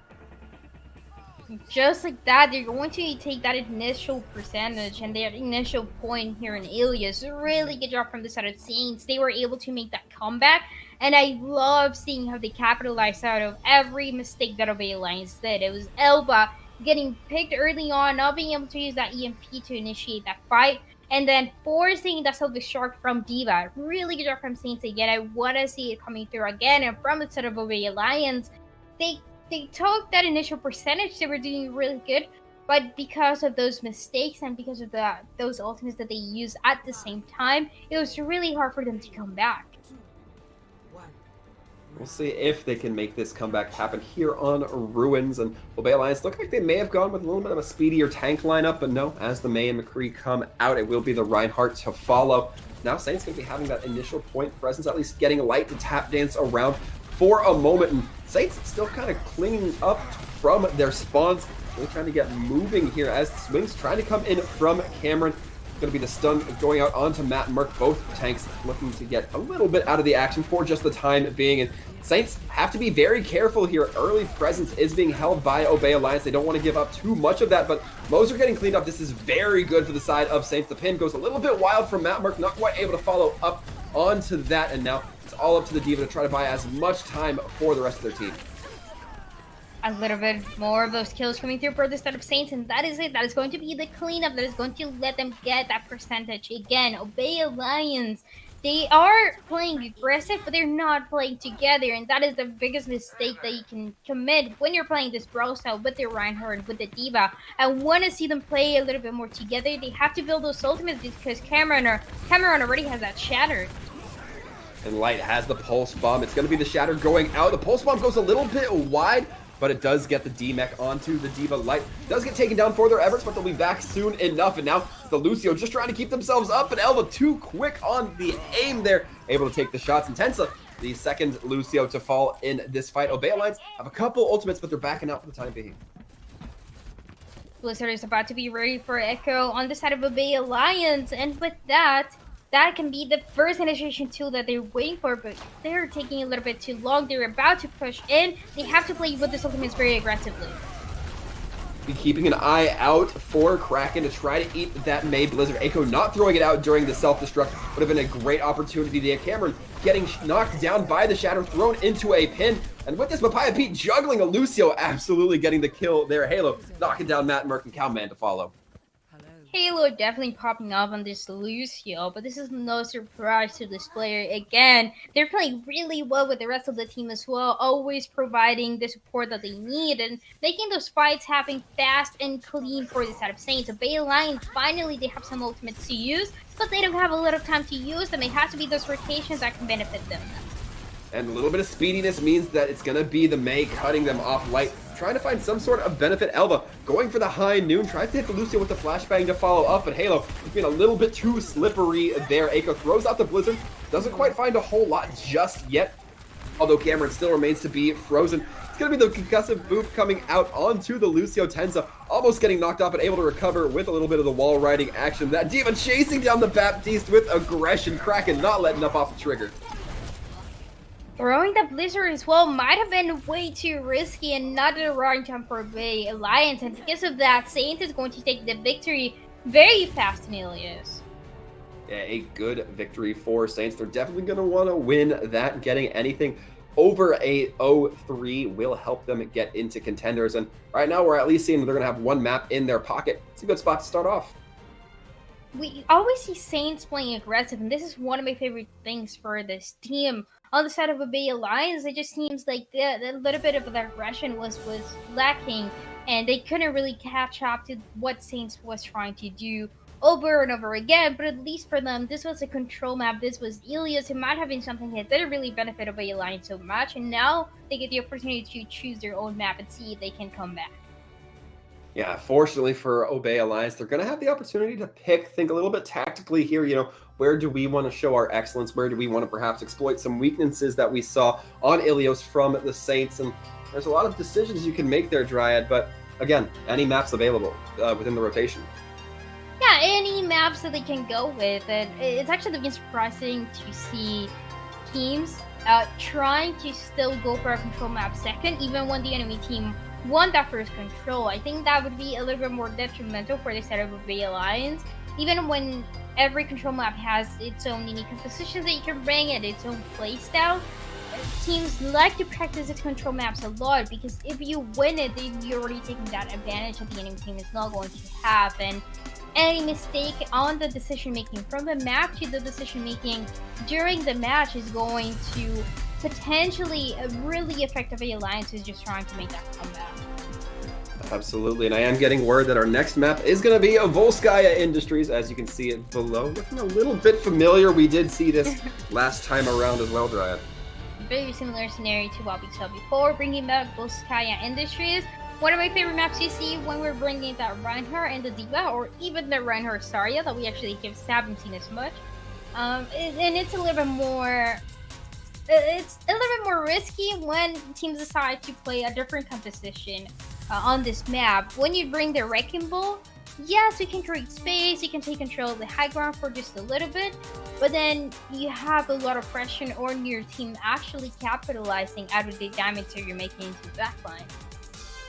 Yeah, I mean, a lot of options we're seeing here, but so far, Obey Alliance didn't really look like they were running those faster comps as well as they needed to. Saints definitely kind of slowing things down. It came down to that aggression we saw coming out. Just wasn't quite up to match, and I kind of wonder if Volskaya is going to affect that a little bit based off the geometry.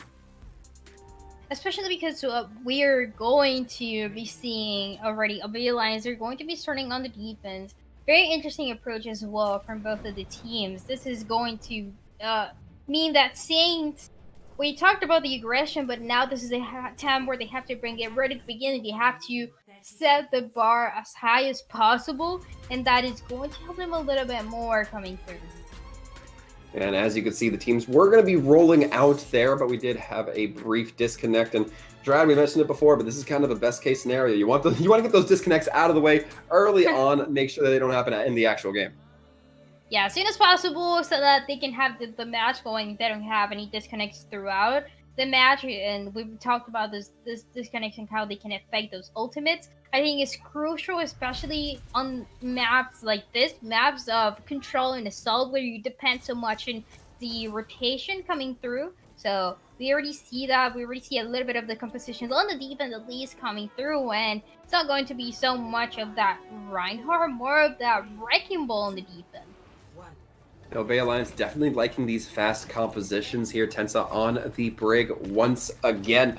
Looking to just get those shield bashes in, get that Inspire up as much as possible, but Saints going to be starting off on the attack, and they immediately take presence to the right side. The pile driver from Matt Merck doesn't net so much in the realm of kills, but a lot in the realm of ult charge, already quarter of the way there. And the D.Va trying to locate onto the high ground, and Matt Merck taking a lot of damage. Kraken, once again, the recognition from this tank player is amazing. They see those weak players, they know that they can go after them, and absolutely find that capitalization. Light, in the meantime, playing around the entryway, trying to disrupt, cause a little bit of disrespect for the D.Va as well, making sure that Cowman not able to play with their team, and now Saints in a very good position. Light takes a little bit of a wailing, but has the positioning and opportunity to get healed back up. And they get that 32% right at the beginning. Now Saints is looking forward to create the rest of the space of A-Line, struggling to come back into the point that belonged to them once. And Saints gonna have to be careful because they're not building up any point progress. In fact, it's gonna start decaying soon. They do go back to building it up, but towards the second tick they achieve. It's all just clean up for this right at the Saints end of things. And Obey Alliance now gonna start coming up with some swaps. Saints as well, they have the potential for that snowball that might be coming through on second point. They have the coalescence to initiate. They have the pulse woman that it can land. Ideally into the ideally into the break, knowing that the Transcendence is not ready. So there's no sort of protection that their supports can get. As now we can see the second point being fought for rather immediately, and Tensa getting taken down is a great start, but Panic gets caught out during that coalescence with a pulse mine. Saints already having a strong presence on the field. It's going to be the high noon coming out available from the side of Papaya Pete, just able to zone things out a little bit more, but Kraken going to be taken out of mech, meaning that they're not going to have that self-destruct. No availability coming through here. It's looking like anything's going to happen for the Saints. They do get that first tick, but that's about going to be where it stops. But that is really good, especially looking at the time bank that Saints has to get second is over 4 minutes 30. They feel really comfortable, especially with the ultimate economy. The only problem that they have is trying to bait the support ultimates. That Rally is about to be ready, that Transcendence as well. So maybe the pulse one porting that Transcendence is going to let Saints go in and play more aggressive. See exactly how the Saints look to take this now. As you mentioned, those abilities going to be online for Obey Alliance, most notably the Transcendence, allows them to at least buy a little bit of time off the clock as the flashbang tries to go in from Papaya Pete, seeing the D.Va go a little bit too deep right past them. They decide to try to drop the flashbang. Going to be the reload catching them off as the Earth Shatter comes online. Stacking of the ultimates, Echo and Moser going to be using the Sound Barrier and the Transcendence. The duplicate from Echo actually onto the Lucio. Not sure if that was the intended purpose, but they're going to be trying to buy themselves just a little bit more time, but certainly not seeming to find any kills just yet. D.Va going to be D-mech. It's all about dealing with this Wrecking Ball and building up more point progress. Now the Echo comes back onto the field, but immediately knocked back by Halo with this second tick is achieved. Question is, who will contest? It's not going to be Tensa. Yeah, the number advantage definitely benefiting Saints. Now they just get that 100%, and with that they take that second point. And quite a lot of time remaining, 338.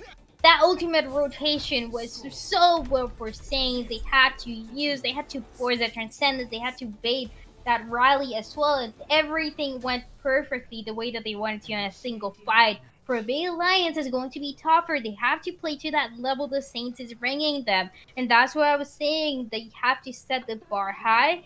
Saints did a really good job, but for Bay Alliance, they have to play just as fast if they want to have a big chance to win.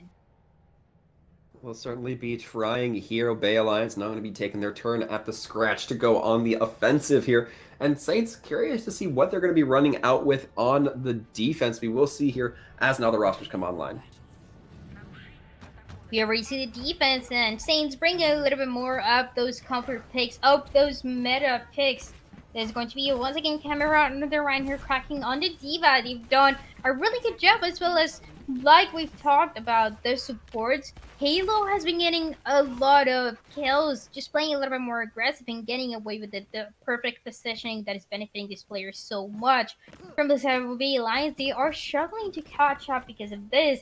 They also do have a Ilios, so it's less speed for them to an already slow composition with the Brig. As we can see here, Bay Alliance getting lined up at the door. Cowman on this Zarya. Not something we've seen so far, throwing the self-barrier out rather quickly, perhaps just trying to mitigate any damage that might be spammed towards that spawn at start.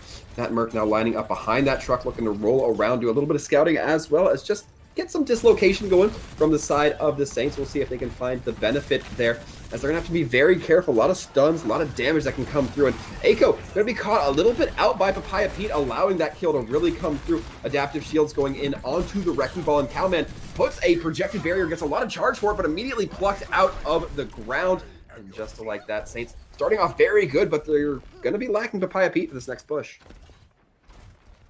And in the meantime, about a minute that has already been consumed from the attacking side of the Alliance. Because of that, they need to go in fast, and they have to go into a little bit more of that poke phase if they want to get those ultimates. They need to rely a lot on their rally as well to initiate the fight, because of what we said, Saints has a better composition up close. As now we look ahead, Saints continuing to hold firm on the point. Papaya Pete coming back, not this time on the McCree, but instead on the Soldier 76. They know that the Tracer is lurking around Eiko. Going to be trying to find some sort of capitalization, but going to be dancing around that Soldier. Papaya Pete eventually going to be dropping. They have been wishing that they kept this McCree right about now. But Bay Alliance continue to pull ahead. It's off the back of that initial Soldier kill, and things looking very good for them. They're starting to build up some point progress. They still have to deal with Kraken on this D.Va, who takes down Eiko. The respawns might just start to come back. Light currently in the fray as well. However, staying a little bit hidden, waiting to tag in until after the D.Va falls. They just want to burn as much time off this clock as possible. It doesn't seem like, at least for the defenders, they're going to be holding the point a little bit longer. They forces them all the way back, and the Soldier and the Higher and trying to stay alive, trying to put more pressure, just because Saints, they want to come back in. The Saints do come back in. They use the Pulse Bomb to force out the Zenyatta Transcendence. That is great. Even if Bay Alliance win this, they're not going to have that Transcendence for the next push. That is a crucial usage of abilities there. The Minefield going out right into Papaya Pete, holding them in Garage. And meanwhile, Eiko tearing up the field, getting 2 kills and helping their team secure first. Very risky for Saints to come back in and see if they can do it. Oh, Wait. no. Panic. Getting those kills, that skill coming through for those Moiras every single time.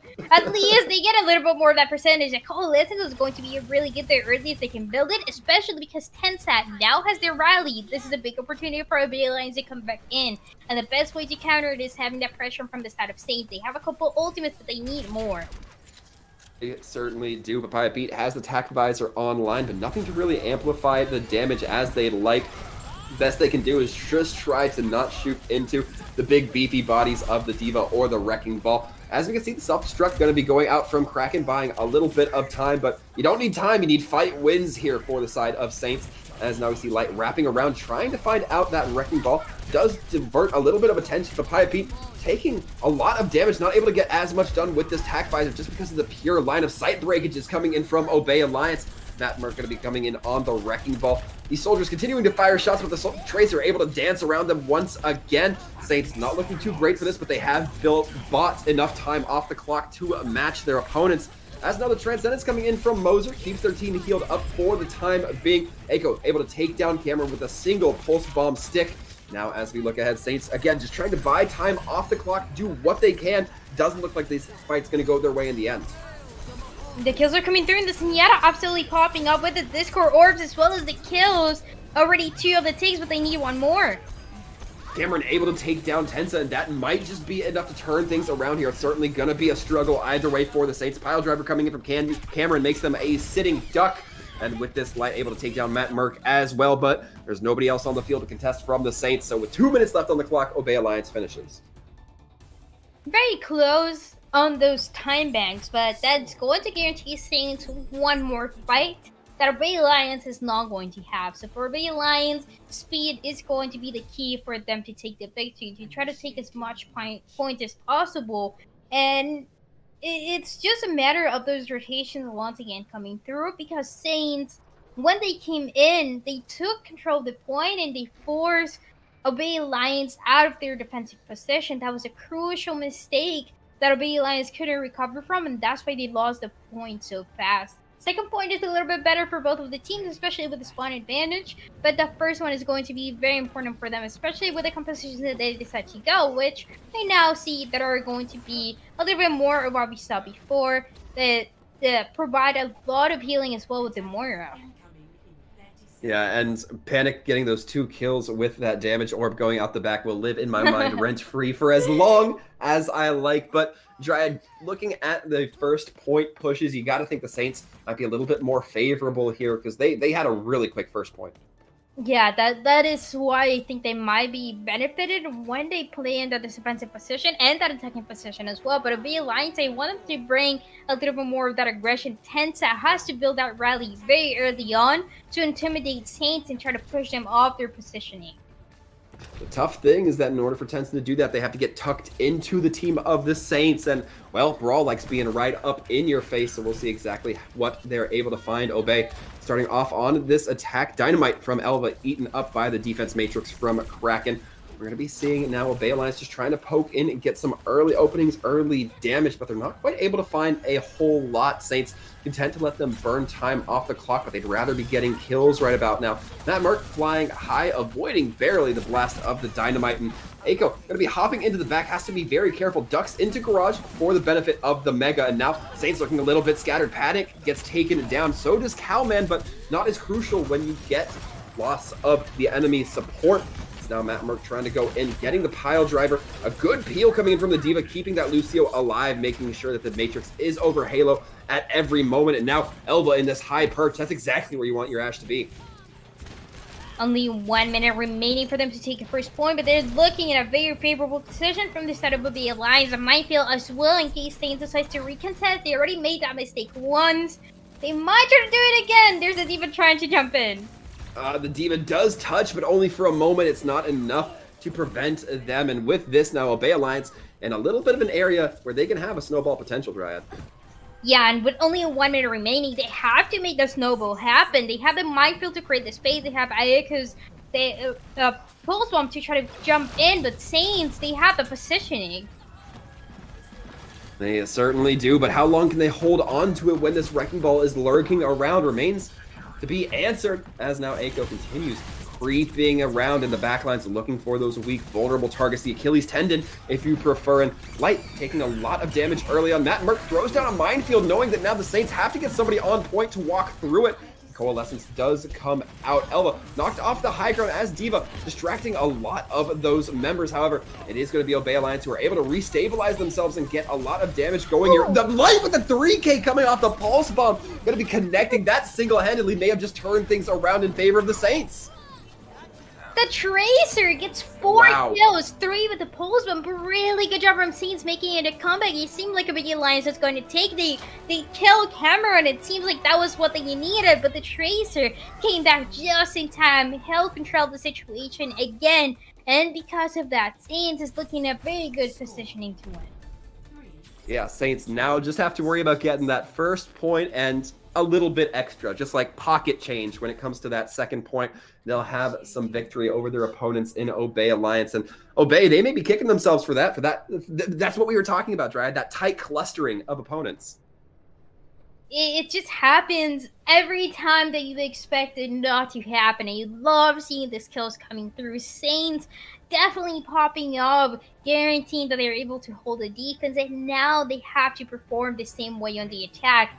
They had 48 more seconds than the Alliance did. So now they're going to guarantee them one more fight, especially if they make that first point quick. Yeah, taking that first point a little bit quicker, going to give them a little bit more breathing room as we head towards the second. But all remains to be seen as there's still 20 seconds left before these doors open. Yeah, so far, the only thing that we can guarantee is going to be the defense composition. The Zarya, we've seen it come through a couple times, but I don't think it has been as effective as I would want to. We haven't seen this hero get a lot of value just because of what Saints is playing and how aggressive they're playing. Even when you think you can counter D.Va with this Zarya, Saints is getting a lot of support for the D.Va to try to stay alive and also taking control of the high ground. So Bay Alliance, they have a big challenge here. Elbow going to be trying for some initial damage with that dynamite, but nobody from the side of Saints going to be falling for it. Cameron just holding his shield steady. As now Saints once again looking to take up onto this high ground. They're leaving Light behind, allowing that Tracer to wreck around and just poke, see what they might find as the team starts to wrap. And now it's a little bit of the Tracer duel, Echo versus Light. The Tracer that comes out victorious, and this is going to be able to help their team out a little bit more effectively. Papaya Pete getting sectioned off by this Wrecking Ball, however. Wrecking Ball going to be taking a little bit of damage. Matt Mark doesn't have those adaptive shields to come online. Instead, going to have to be relying on the health kits. And Saints initially taking some great point presence. That will be the first tick achieved for them as the contest comes through. Light backing up to the rest of their team, now going to be having the healing. Tensa taken down means a lot of healing gone for Obey Alliance. Certainly the mass healing gone, as now it's Matt Murph getting the pile driver onto Kraken as they get ejected from the mech. Only so much a Wrecking Ball can do, especially when they're bobbled up into the air. Papaya Pete making it look like a shooting gallery out here, as now Zarya looks to be the next to fall. This is now the second time that we see Saints do the same sort of rotation. They force a Bay Alliance out of their defensive position, and they completely retain that. They completely rotate the way that they feel comfortable with. Saints gets away with this again, and now with 1 minute and 50 seconds remaining, they seem like they have everything to win that 33%. Pete taking a lot of damage early on, meeting Ash's dynamite right into the face. Elba going to be very close to Bob, so might be worth a note here. Papaya Pete has the Deadeye in hand. Going to be looking to drop it. The Coalescence comes out now from the Moira, trying to keep everybody alive, and Moser taken down means that they can't build up a Transcendence. That's something that they would absolutely need to buy as much time off this point as possible. Gonna have to be up to somebody to try to contest the point, but Bob was not gonna be the one who gets carried off by the Reinhardt. Cameron making sure that Bob's no longer a factor, and Saints making sure that second point no longer a factor.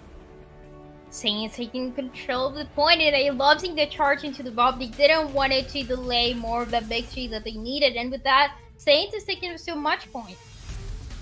Yeah, Saints looking very good against Obey Alliance. I'm not sure that this was necessarily the odds-on favorite outcome, but I'm definitely having a great time watching both these teams go at it. They're definitely putting on a show.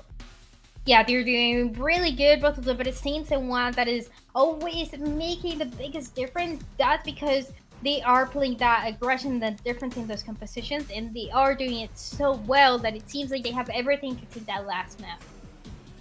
However, we do have the opportunity here for a little bit of a break, let the players recollect themselves. So folks, stick around, we'll be back after the break.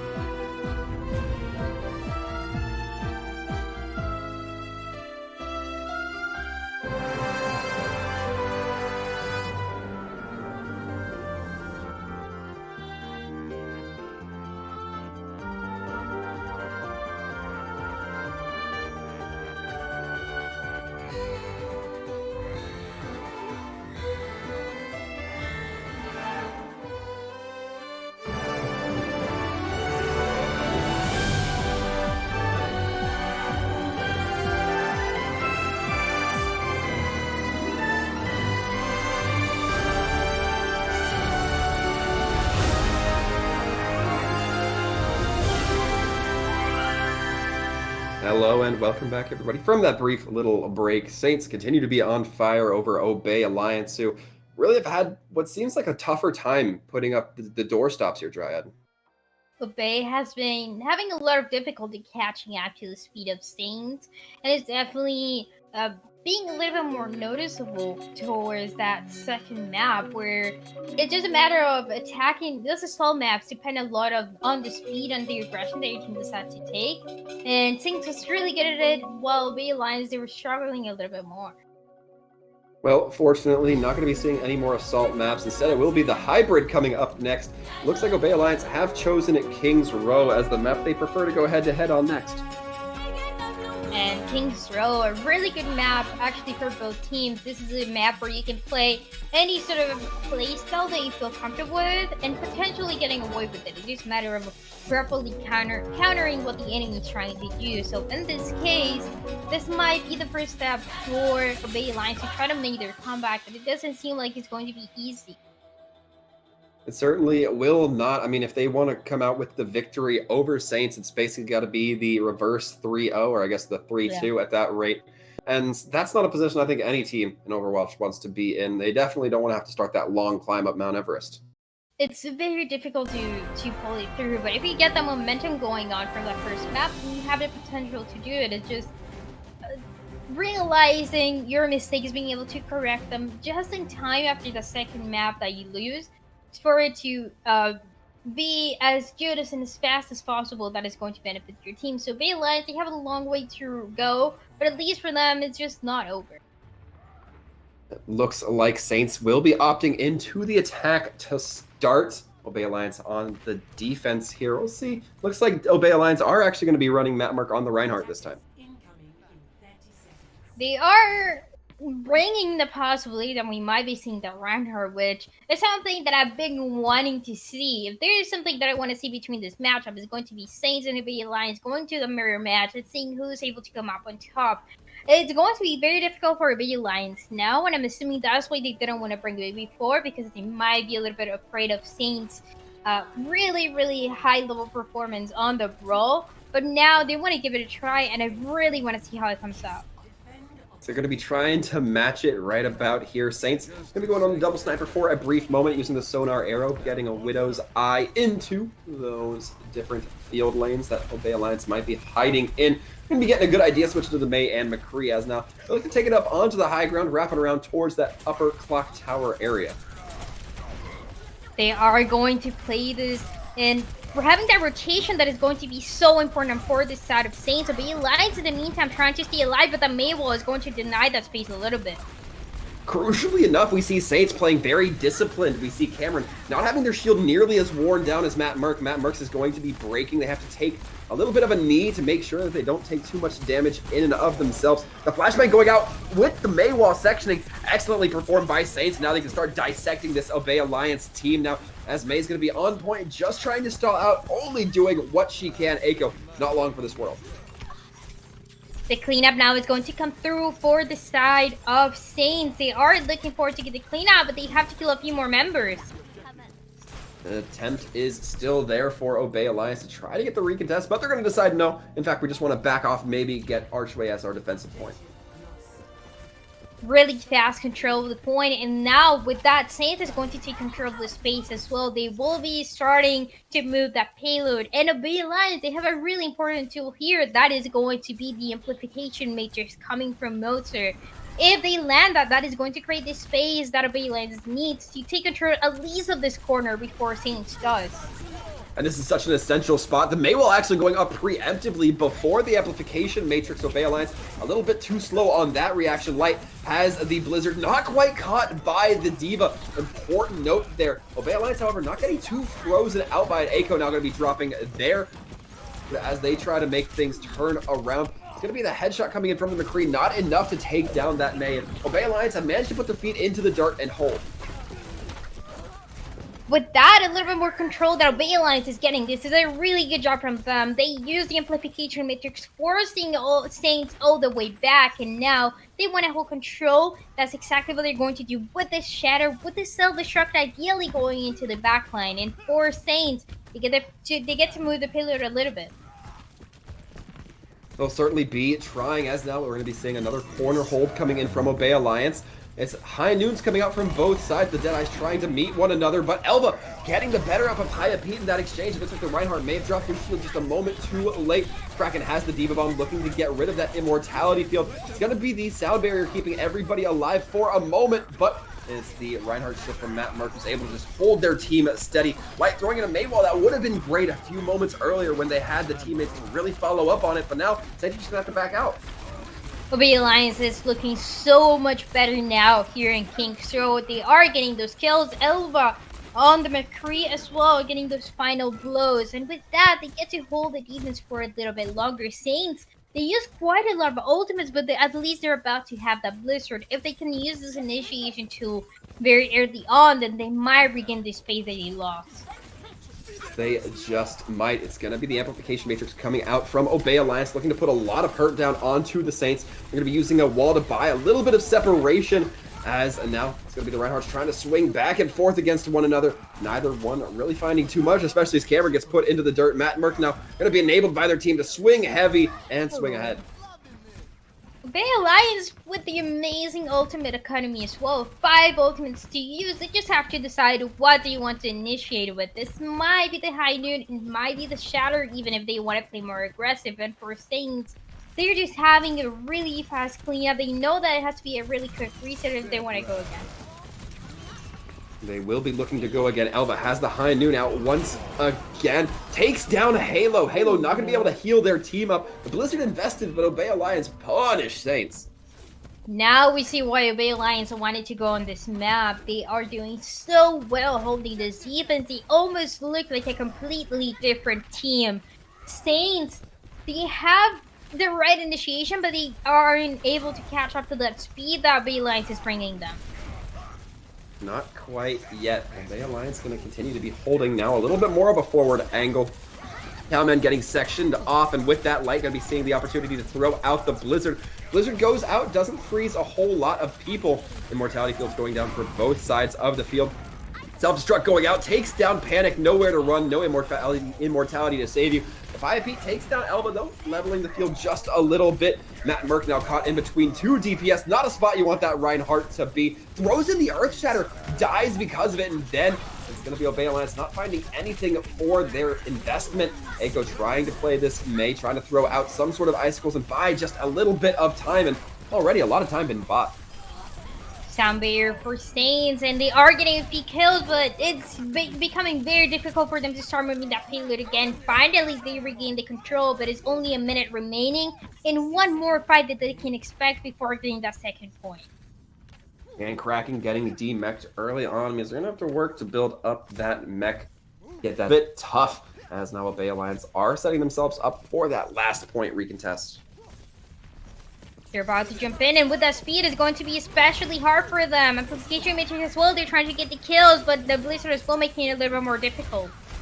Amplification Matrix looks like it came out just a moment too late. Cart's been moving, though they have the McCree on point. As now we see it's going to be looking like the Saints getting a couple kills in their pockets, but these need to be very fast kills. Flashbang goes high over the Reinhardt, not quite able to get the shield to drop. The Diva comes in, eats up Matt Merck's Fire Strike, will be at the cost of Kraken's life, and Saints have to regroup and quick. Has to be really, really strong coming through if they want to have such a strong defense as Obey Alliance did.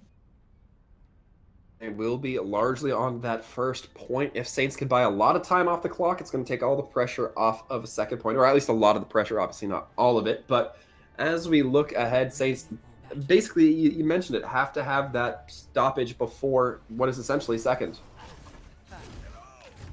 If they're able to hold the defense on first point, that is going to be very relieving for Saints, because the minute that they lose that payload and the payload starts moving for the setup of B lines, at the minute the Saints knows they can't lose a single fight, or they might potentially be losing the map. They certainly might, and that's not a spot they're going to want to be in. Obey Alliance initially going to be loading up on that Reinhardt and Diva. Yeah, and as the doors open, we already see for Saints, they're going to be running the same composition, but Obey Alliance on the matchup where we're talking about this mirror, they look so much better, so can they do it again? Well, that certainly remains to be answered, but Obey Alliance are going to be looking to get some aggression going here. They're going to be going through that theater, looking to get onto the high ground, take another perhaps right-hand rotation on from high. As now, no, it looks like they're just going to jump onto the tanks. Saints, Cameron getting caught out just a little bit here, getting hit by the flashbang, frozen down, and now absolutely burned. Saints really looked a little bit caught off guard because of that. Light going to be taken dangerously low themselves, but has that cryoform to keep themselves up for at least a little bit of the time being. It will be them falling before the end of this fight, and already Obey Alliance starting to lean in pretty heavily, and Saints going to have to try to stabilize, but there's only so much they can do when they've lost almost everybody.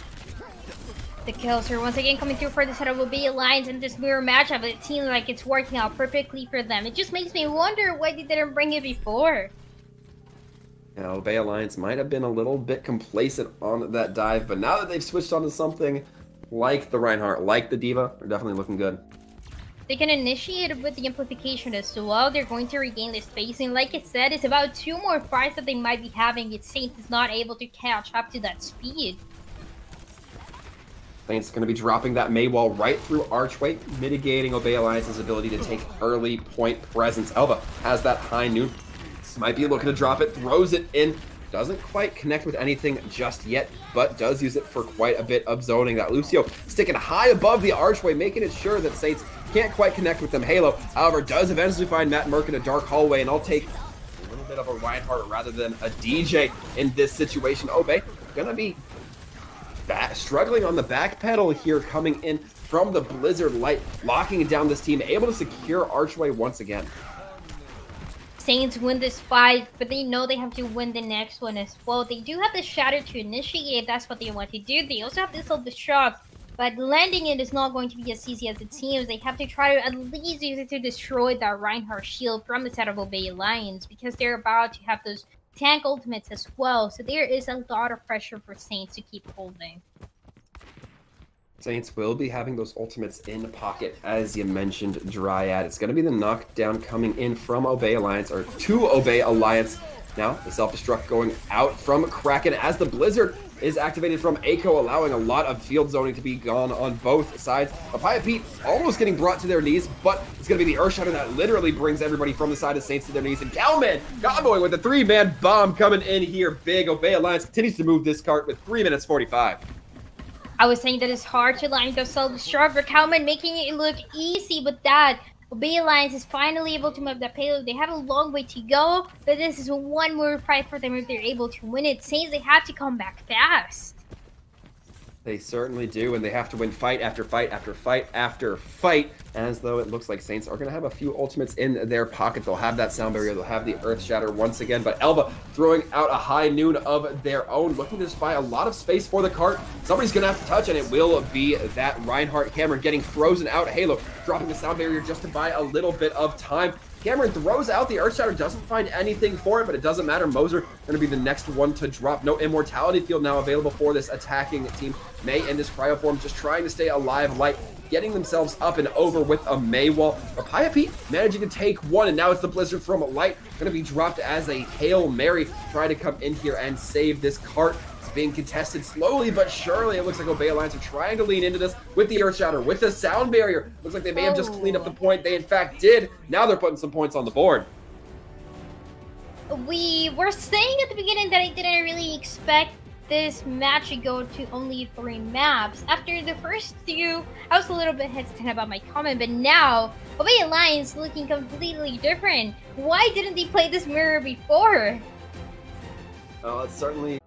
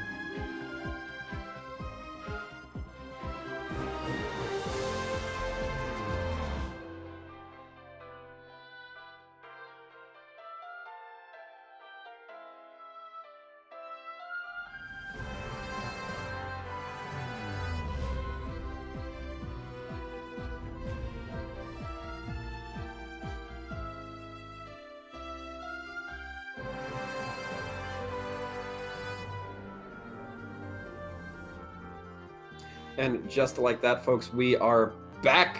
We are back and ready to head into Lijiang Tower. And Dryad, we already have a little bit of a sneak peek, you and I. We get to know that we start off on Command Center. Command Center, perfect for the compositions that we've seen before. Perfect for the Reinhardt, and potentially perfect for a Zarya or even a Diva if they want to keep her in that meta hero. But there is a lot of possibilities here for both of the teams. I'm very curious to see who's going to take control first, because regaining that control is not going to be as easy for the enemy. Certainly will not be. These teams already raring to go. 10 seconds left on the clock before the doors drop. And we're already seeing a little bit of what they're trying to bring is going to be exactly what we're talking about. A lot of that Reinhardt, but a big difference. The Zarya and the Diva are going to make the biggest difference here. Whoever's going to get that ultimate first, especially the Guardian Surge combined with the rest of those ultimates for the team, is going to be really, really good to take control again. And Light on this Doomfist, looking to create a bit of havoc. Not able to find any kills off the back end, though. Look at Papaya Pete trying to continue to play here. Pete been caught a little bit out on that Doomfist because of that. Now things are going to be looking good so far for the side of, well, both these teams. Both just losing one, able to stabilize, regain themselves. The Reinhardt going a bit deep. Mattmerk going for an aggressive pin. Can't quite find it. Instead finds the back end of Kraken's laser beam. And with this, despite a few initial losses, it looks great for the Saints. It does look good as they are able to take control of the situation. The High Noon is going to be ready as well, along with the Amplification Matrix. And like we say it over and over again, perfect initiation tools, and we've seen a lot of really high level plays from Pattaya and from Panic with those ultimates. Certainly have. It will now be on the side of Obey to try to recontest here from the server room. McCree flashbang going out, lands onto Light. Light not able to land those last few shots that they need. Papaya Pete, however, able to land the one shot that matters most, and that's the shot into the Baptiste. No immortality field, no healing available, as now Saints continue to build up a dominant lead over their opponents. Bay Alliance, they were trying to take control of that percentage, but it wasn't really possible, and it was an essential pick coming from the Doomfist, getting that kill along with Papaya with the High Noon. That was an essential kill for them to win and take control of that 50% that they're about to get. Will now be on to Elba to drop a High Noon, seeing what they can find, keeping eyes towards that drop off on the third floor. It's going to be Light going in with the Doomfist, but getting focused down once again. Not really liking Light onto this Doomfist so far, has not seemed to work out for them. The grab going to be going out from the side of Saints. They're not quite finding the damage off the back end of it. They invested it for nothing, as now Obey gets the flip. Very risky for them to use that grab search towards the end. It was not really a lot of value that they could get, and because of that, Kraken realizes that now going with the Diva is going to be more of that mirror match coming through. The only difference being the Doofus and the Mei, and the Mei to hold space on this point is going to be really good for this out of Obey Alliance. Yeah, worth noting that Light has yet to, I believe, pick up any picks with this Doomfist. Will have the Meteor Strike online. However, no Zarya grabbed a combo with, as Kraken going to be switching on to the Diva instead, looking perhaps to eat some ultimates coming through. Cowman throwing out the self-destruct, the sound barrier as well. Remember the Doomfist from Light, knocking Elba back, but not able to find too much else. A lot of knockback coming through. Light getting put into the air, able to put quite a bit of damage onto that Reinhardt that the Panic will eventually clean up. And so far, Saints are looking good for this retake, but Elba getting the kill onto Light might start to change things up just a little bit. Amplification field as well ensures that now Obey are going to have the shot in the arm they need and the damage to keep the opponents at bay. That percentage is still going up for the side of Obey Alliance, and they're going to match it up with the one that Saints was able to get, and it's just a very massive fight. It's not very clear if they're able to take control back. Ooh, and the three-man shatter coming through from Mattmerk. Has to keep shield up, however, as they are dangerously low health. It's going to result in the kill from Panic, but Panic able to get that amplification matrix up early on. And I was talking about Saints looking dominant over their opponents, but now Obey have turned that table. Obey, they are really good at holding the space, and especially with the composition with that Mei wall that they're able to put very early on. This is something that the Mei from the side of Saints didn't have, and that might make the biggest difference here. Now we're going to be seeing the zoning Deadeye come in from Elba. Somebody is barely able to touch the Maywall. Drops. Matt Merck taken down. No shield now available for the side of Obey. Is going to put them in a little bit of a rougher spot, but Saints still have to get their members onto point. The Doomfist is going to be going in with their abilities. Doesn't quite find the connections that they need. Does get the uppercut onto Moser. And now it looks like Saints are going to be able to restabilize, get themselves going here as soon as they deal with this May. Papaya were the forte as well, guaranteeing those final blows go for his team. With that, it's going to be a really hard recontest for the enemy team for those that are attacking on this point. Obey Lions, they have a couple ultimates they have to initiate it with the Blizzard. The Sound Barrier is still going to be available, and Halo doesn't have it. Halo gonna be lacking in that department. Tensa gonna be able to give their team a little bit of a benefit here, but the Earth Shatter rather coming in from Cameron, gonna be dropping 3 members, and now things are looking a little bit touchy for both these sides. The roll barely coming on in line in time for Papaya Pete to get away from that self-destruct. Things looking a little bit too scattered for Saints to manage, as now both teams are hitting that 99. The High Noon comes out, but it hits the Diva instead of the Baptiste that it was aimed for. Now it's going to be the return High Noon coming in from Elba. Not quite able to find anything as overtime ticks down, and Obey managed to take command center. They take that first point. They need one more to guarantee that they're able to win here in Lijiang, and that was a really good start for Obey as well. Like I said, the composition definitely benefiting this team. It's on that mirror match. For Saints, they got the point for a little bit, but they couldn't get the ultimate economy that was going to benefit them in the long run. We saw Cameron getting killed at the end, and that was a crucial pick that Obey Alliance was waiting for. The minute that Cameron was down, there was no shields available for Saints, and they could just go in and get those kills into the support. Now we're going to be seeing a little bit of a different composition come through as we head towards Night Market. Echo actually going to be going out with the Junkrat Elba on the sim. It's going to be Papaya Pete on the sim to match. Both teams looking to get up into that high ground. And already we can see that Junkrat doing tons of damage. Echo halfway to that Junkrat tire, dealing big, huge, beefy chunk damage. As now it looks like Obey Alliance take this possession rather quick, and they look to hold it firm. That I'm not very sure if Saints want to stick with this Metra very risky play, as this is something that Obey Alliance can be expecting, and with that they're going to start getting that percentage. Playing that Junkrat as well, they're completely changing the composition. They're playing very, very defensively because they don't want to let this point go. They really want to get that comeback. Somebody's listening to us, Dryad. They're running a double shield right now. They apparently are deciding that the compositions we've been seeing are a little bit too standard, as now Obey continue to funnel the damage. Echo throwing in the Junkrat pills, but gets knocked off by Halo. However, it doesn't look like Halo's able to turn this around for their team, at least not as fast as they need. With that, Elba continues to ramp up that damage. Matt Merck swinging heavy. Things are looking great for this team to continue progressing. It's still a couple fights to go. Everybody Lions wants to guarantee this map win as well, and at least they have the ultimate economy to use amplification, which is once again available, as well as a barrier coming from Symmetra. This is something that Saint doesn't even have, it's not even close to getting, and that might guarantee the next win.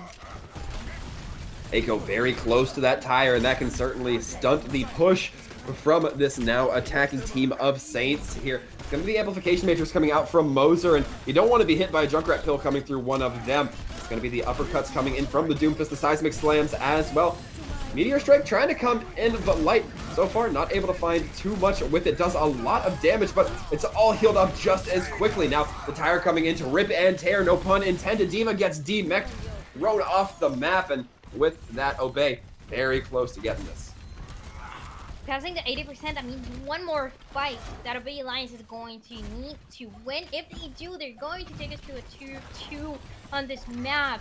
And this is the last opportunity as well for Saint. They have this shatter, but can they land it with that double shield?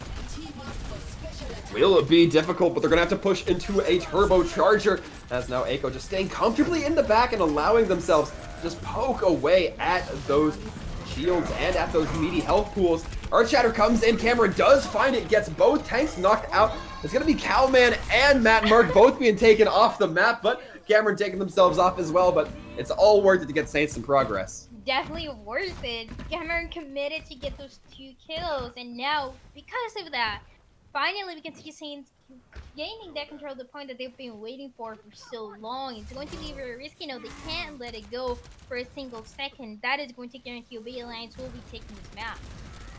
But interestingly enough, Elva not going to be switching off of the sim, instead deciding to just back up and fortify into it. It's going to be Kraken with the Diva Bomb, but a Maywall comes in, disrupting the Diva Bomb flight path, not able to get the full flight that it really wanted. Huge ability coming in there. That allows Elva and company to go in, really pry that damage, but Obey taking their fair share of licks here, but maybe a bit more than their opponents in the Saints. Saints, however, stand firm on this point, don't manage to lose it, don't manage to give any progress over, and a big punch coming in from Light. Saints lost a few members, they didn't lose the fight. That is the most important thing that they needed to do. They still have a couple ultimates, so the ultimate economy still looking beneficial for the defense to keep holding a little bit longer. They're going to be having a high noon as well. That is as much space as you can create, even if you bait the Maywall from the enemy team. The Saints, they're still fighting here. Cameron once again with the Earth Shatter might be waiting. Oh, but it's the teleporter coming in, putting a bunch of sentries behind the team, and now that looks like it caused enough disruption for Obey to really go in on some heavy damage here. Sound Barrier as well to keep them up. Overtime will be flipping in their favor. Blizzard to zone everything out. There's only so much a Doomfist can do, and Light, you're not it. The big strategies coming through for the Alliance, who now are looking forward to make that reverse sweep happen. We talked about it, we mentioned the possibility of it, but he didn't expect for it to happen as fast. Yeah, certainly was looking very vicious coming in from Obey. This is a little bit of a different team than we've been seeing the first two maps. I mean, I don't know, I guess it was just King's Row that gave them that life energy, that revitalization that they needed, Ryan. Yeah, I mean, it doesn't happen to me. When I play my competitive games and I'm losing, the minute that I get King's Row, the minute that I use to come back to maybe try to get a Beamer win, it doesn't happen as fast as it does for this team, but they have the momentum going, and out of nowhere, that 2-0 match point became a 2-2 where any of these two teams can win. Any team can win, and I've got good news if you're a fan of Escorting. It's that's going to be our exact next map type. We've gone through Assault, we've gone through the Hybrid, we've gone through Control. That only leaves one more, and of course it does look like so far they're lining up for Havana, but that has not yet been locked in. Yeah, we still have to see exactly what they want to run, but I think an Escort is going to be a little bit more beneficial for the setup of the Alliance, especially when they have that momentum going. And it has to be, it's going to be in Vanas, and it has to be very, very frustrating to see Saints go from the 2-0 map to suddenly starting losing this next two maps. So bringing it back now, having that energy, they have some time, they have a couple minutes, but it's still a little bit frustrating, and they have to recover back. Yeah, I can only imagine if you're an Obey fan right now that you're freaking out at the possibility of a reverse sweep, right? Like if you're a fan of any team and they're looking like they're within possession or very close to that reverse sweep, you're suddenly beaming. You got all the energy in the world. You're getting as behind your team as you can. I can only imagine that's how Obey fans feel right now. It's always if you're rooting for that team that starts getting that reverse swept, it's always a little bit of a mix of emotions, I think. Yeah, we don't see this happen very often, and so it's very exciting to see how Obey has definitely made those notification changes. They look so much better to what we saw them doing Ilios, because it was very messy, the fights weren't there, they made a couple mistakes, but now they are making that mirror match happen, and they're looking like they have the potential to win the match. And I don't want to assign blame here, Dryad, because that's kind of rude. But I have to admit, I don't understand the logic behind Saints running that Doomfist on Lijiang. It did not look that proficient on the command center or on Night Market, where I get what they were trying to do. There's a lot of environmental areas where you can punch somebody into a wall, but especially when you're running into a sim for so often, you're going to get slowed down, you're going to get knocked out, you're going to get just disabled by so many of the different characters coming in from Obey. I just don't know if I agree with it. Yeah, Doomfist is because we never really know what's going to happen. There isn't even a specific map that can guarantee that the Doomfist can pop off a little bit more. Even if you have maybe a Saria that's going to bubble the Doomfist every single time, that doesn't really guarantee that it's going to be enough. And teams are now prepared for this sort of plays and prepared for this sort of aggression that might be coming through. That is why it didn't really work out. Hopefully we see a little bit more of that mirror, especially in the DPS. I think they make a huge difference here.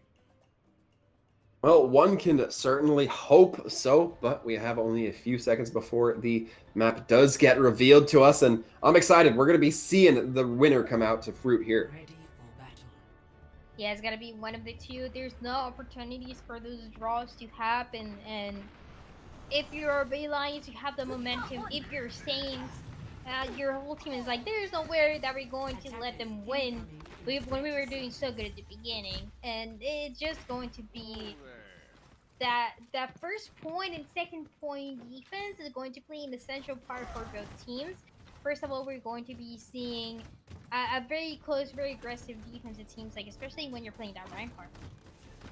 Additionally, worth noting, we will now be seeing Pedal in for the side of Obey. We've been seeing, I believe it was Elba in on that McCree instead. But now, as mentioned, we're going to be seeing these teams open up the gates and get going through the gas station here. Cowman going to be on the Roadhog, trying to fish for something, getting some early picks.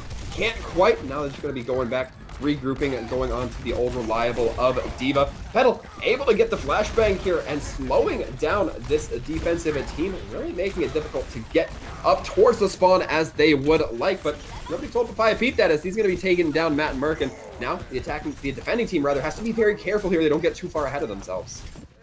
The classic spawn defense coming through, very, very effective for the team. And with that, now they're looking forward to getting those ultimates. If they're able to get that amplification matrix soon, then that might be another fight that the team is able to win. Certainly might be. We're going to be seeing Light throw up the May walls, trying to cause a little bit of separation between themselves and the rest of the opposing team. Now, Cart still being stalled out, hasn't moved a single meter. Blizzard is going to be online and committed into this fight. Going to be freezing down a few members from the attacking team. And so far, it looks like Obey Alliance having a little bit of a rougher go on it. They haven't been able to come out of those pointers, those kills, they haven't been enough. And with that, ultimate economy for Saints looking really good. That shard is about to be ready. In case of emergency, they still have the sound barrier to use. And finally, some ultimate for Obey Alliance, but can they make them effective? Matt Merck getting brought down to half health out of spawn, getting flashbangs, then hit with the fan, the hammer. A lot of damage can be put through those 6 bullets. It's going to be the Earth Shatter coming on line for the attacking team. Matt Merck getting a little bit too far ahead of themselves, but Light taken down, avenged for the fall of their comrade is Aiko, going to be doing a lot of damage here. Now, the attacking team are finally going to be putting one foot in front of the other on this card. But because of that close defense, there's still yet another opportunity to defend that first checkpoint on the side of Saints. They still have the opportunity to come back, and they're coming back with a couple ultimates. They high noon. It's not very often that we see it get as many kills, but Papaya has done an amazing job so far, has the potential to do it again.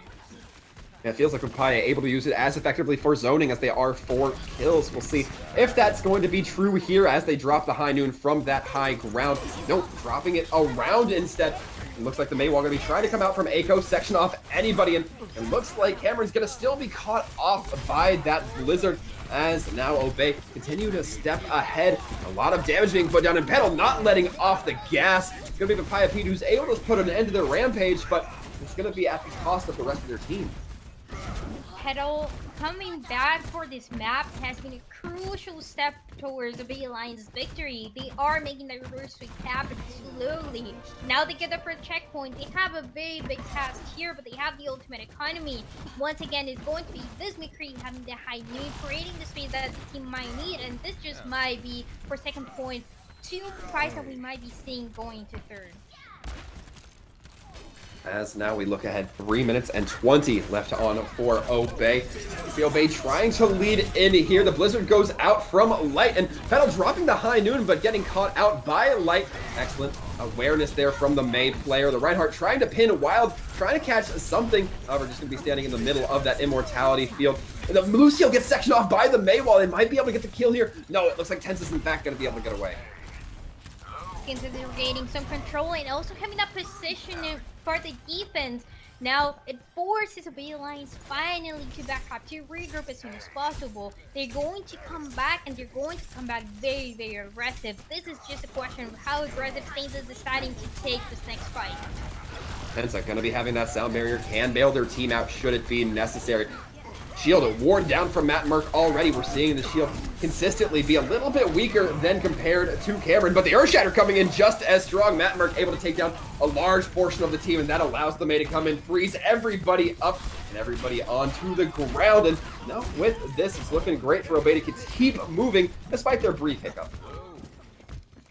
They were struggling a little bit into that corner, but the minute that they got the first kill, that's the minute that they knew they had to capitalize it a bit. They used quite a lot of ultimates though, but it is only a matter of seconds before Echo is able to get that Blizzard. With that, that is going to create the speed that they need potentially to get the second checkpoint.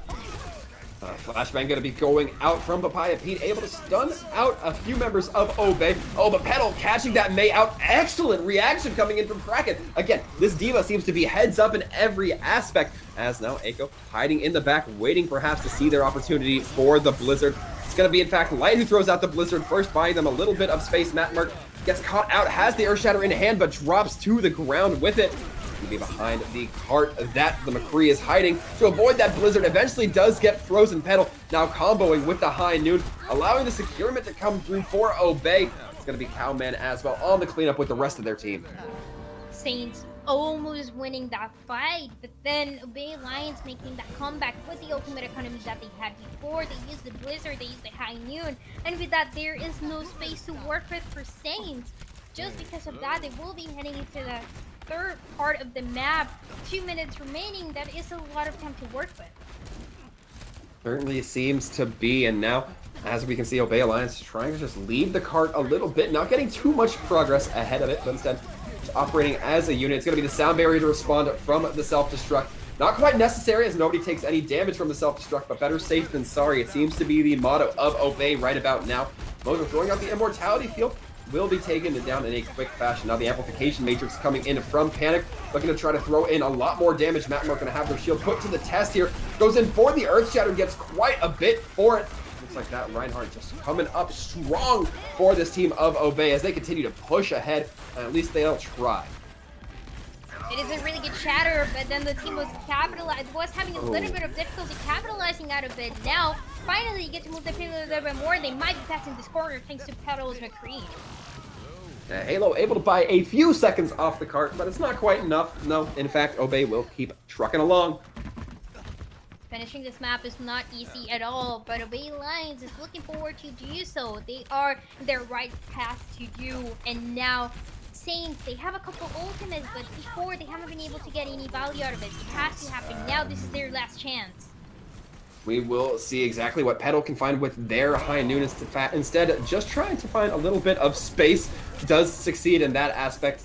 So close is this cart to get to that final point, and it certainly might be the last opportunity that this defending team has to make anything stand. Namor getting frozen out, but nobody from the defense seems to notice. Cowman going for an optimistic re-mech, can't quite find it, however. Oh no, and Petal trying to back out, gets body blocked by the Lucio of all people, and will be brought down by Kraken and company.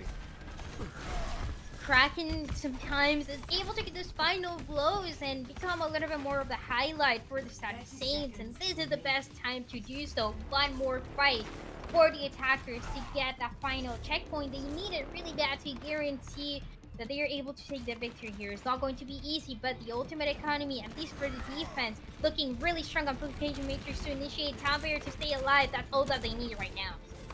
And the Diva Bomb to clear things out just a little bit more. It's going to be the Blizzard coming out, and it's Light who takes the majority of that hammer. Cameron frozen out. Papaya Pete taking down Eiko. Kills going in both directions. It's still anybody's game, but with that, it's looking a little bit more favorable towards the Saints. Kraken using that Diva Bomb with some great effect. The cleanup sure to come in. The Saints will not let this go to a third point. We were saying it was a little bit difficult to complete this map, and Obey Alliance, they had the momentum going for a little bit, but they couldn't maintain it towards the end. It's going to be a big task for them to hold the defense. They are on their way once again to make that reverse sweep happen, but it's all simply dependent on the defense. It is going to be that Reinhardt coming through with big shatters is going to be those self-destructs trying to get a couple picks. Even when you want to play more defensively, this is a time where you have to be the one initiating every single fight. There is a lot of risk for both of the teams here, and Saints, even when they were able to hold that defense, that doesn't guarantee that they're going to do so well on the attacking side. Yeah, it feels like the Saints, however, were taking a lot of fights, particularly on this distillery phase, or on the distillery phase, probably more accurately said. As now we look towards that defense, it's going to be on Obey. Nothing shaking outside of the box, nothing new in their lineup. I really like seeing when Saints plays aggressive. It's one of my favorite things to see, and we saw it right at the beginning when we saw Ilios on that first map. They were winning those fights because they were initiating first, they were using ultimates first, and now Obey Alliance, they caught up to that. They know that this is what they have to do. They have to use that shadow first, that amplification first, and they have to also try to attack first when they're trying to hold that spawn. Now it's up to the Saints to try to match this time. They don't want to get too caught out in spawn, just like their opponents were. Instead, will be fire strikes going in both directions. Light trying to get some separation there with the Maywalls. Not quite able to find it, but neither is Eiko, as both teams able to just dance around the opponent's respective Maywalls. And Cowman losing their mech early on is a great start. It's going to be Papaya Pete trying to throw in the damage with this McCree. Fan the Hammer going right into the Reinhardt shield, trying to find it, but so far not finding a whole lot. It will be the Reinhardt, however. Cameron going to be swinging big, fire striking big. Saints is making a big difference here as well on the attacking side and getting out of the spawn. We saw Alliance struggling a little bit more earlier. It took them about a minute and a half, maybe a little bit more for them to get out of the spawn, but for Saints this wasn't really an issue. They knew that the winning condition was using that Maywall properly. They make it happen, they isolate the team, and because of that they win the fight. Now we're going to be seeing the amplification matrix come out here. Obey have to try to mitigate that damage by just walking around it. A good opportunity here, and it will lead to the kill onto Light. Earthshatter coming in from the top turnbuckle. Matt Merck going for a pin to follow up. Immortality Field going to be online, but only for a brief moment, as now Obey stick in on this defense. As we've seen Baptiste progress ever since this hero came out, we've seen faster and faster destructions of those immortality fields, and this is one of the cases where you have to use it very, very carefully. Any sort of bad positioning is going to be punished by the enemy team, just like you did, and because of that, Obey Alliance is able to control the defense again. Maybe the Deadeye coming out from Petal, trying to find anything, trying to thread the needle through those archways, but can't quite connect, as now it's only going to be 2 more ultimates left in the pockets for Obey. As now it's going to be Papaya Pete throwing in those high noons of their own, trying to find something to lift from the Maywall. It's going to be trying to get Papaya Pete the vantage point there, not quite connecting, as instead it will just be the Diva Matrix. Diva Matrix not there, available for the Blizzard, however, as the Maywall comes up. Eiko not going to be able to drop any more, though, as they are taken out of this fight. It's going to be Sound Barrier and Earth Shatter coming online, both looking to give Saints that little extra boost that they need. Diva does get DMX from Cowman. Can't quite get the flashbang over the Reinhardt, but we'll get the headshot on the Cowman's baby Diva. The kills are coming back and forth, and the McCree is just trying to stay alive, seeing who's going to come up on top with the kills, and it seems like for a second it's going to be Saints. They get to move the payload again, and this might be guaranteeing that first checkpoint going to them. They're about to phase a very big defense for Obey, though.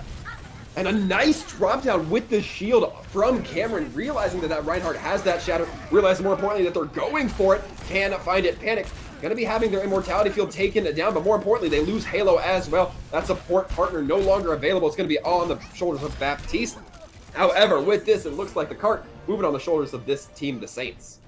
Very risky for Obey Alliance to try to recontest that first checkpoint. They use the couple ultimates as well, so they might be detrimental, especially to regain that defensive position that they want to have in second point, especially on the high ground. And in the meantime, the attacker side on Saints, they're going to take advantage of this. They have the Shadow, they have the Sound Barrier as well, and they have the self-destruct to initiate.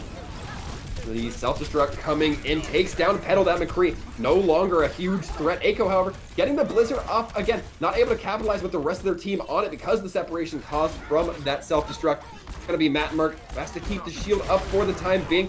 Fan the Hammer coming in from Papaya Pete. Going to be leaning into the shield. And with this, it looks like Saints breezing through the distillery so far. They are looking so much better here on the attacking side compared to what we saw on the defense, where they were struggling a little bit more. Now, for the side of Obey Alliance, they have the opportunity to come back. This might be one more fight for second point. We'll see exactly what kind of stops these defensive team Obey can pull out. Amplification Matrix going to be coming out from Moser, seeing if they can find any of that damage into the team of the Saints, but going to be the Maywall blocking a lot of that travel pass coming through. High Noon coming in from Petal, coming in from Papaya Pete, but Papaya Pete finds a value as Petal still holding on to theirs, eventually returns a fire with a shot into the McCree themselves, as now this Reinhardt looking dangerously low, but receiving a boatload of healing from their supports. Now, Light going to be dropping that Blizzard, trying to keep their team up, as will the sound barrier from Tensa. Everybody getting frozen up, but has a little bit of extra health pool to work with Kraken.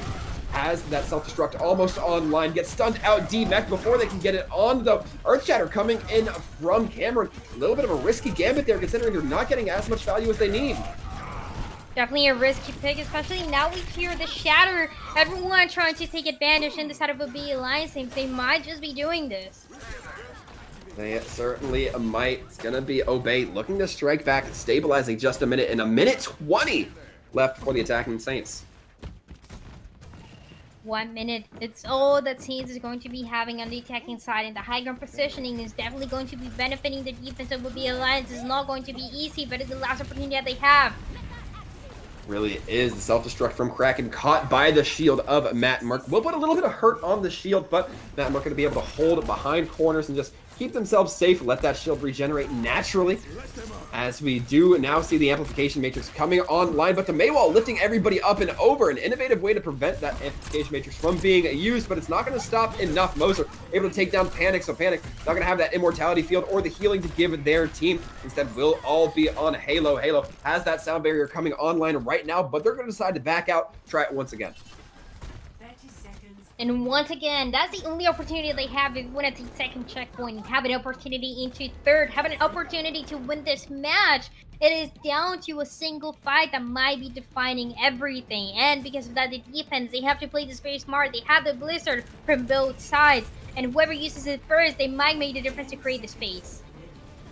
It's going to be that Diva. Kraken hopping onto the cart, playing tiptoe on it. Aiko having that Blizzard looking like they might be finding for their opportunity. Petal throwing out the High Noon, doesn't get too much with it, instead just trying to poke around, force perhaps a little bit of discomfort out of the Saints.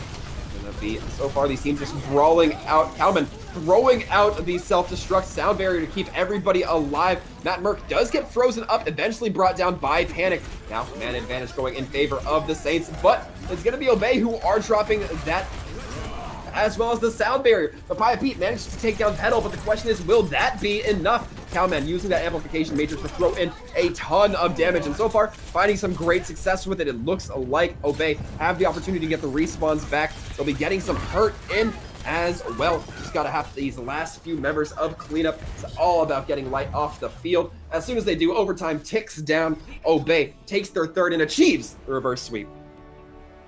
Very insane reverse sweep that we just witnessed. That was crazy from Obey Alliance. They look like a completely different team if you watch the entire match. If you saw the composition that they were playing in the beginning and the composition that they're playing now, it was what caused them to get that victory. It was an amazing job from this team. Very, very well deserved reverse sweep. Yeah, very, very well-deserved win overall. Coming back, from a 2-map deficit, that's nothing to sneeze at. And we're going to have a little bit of a chat here with one of the members from Obey at the end of this break, Dryad. So you'll stick around, I'll stick around. I hope the viewers stick around.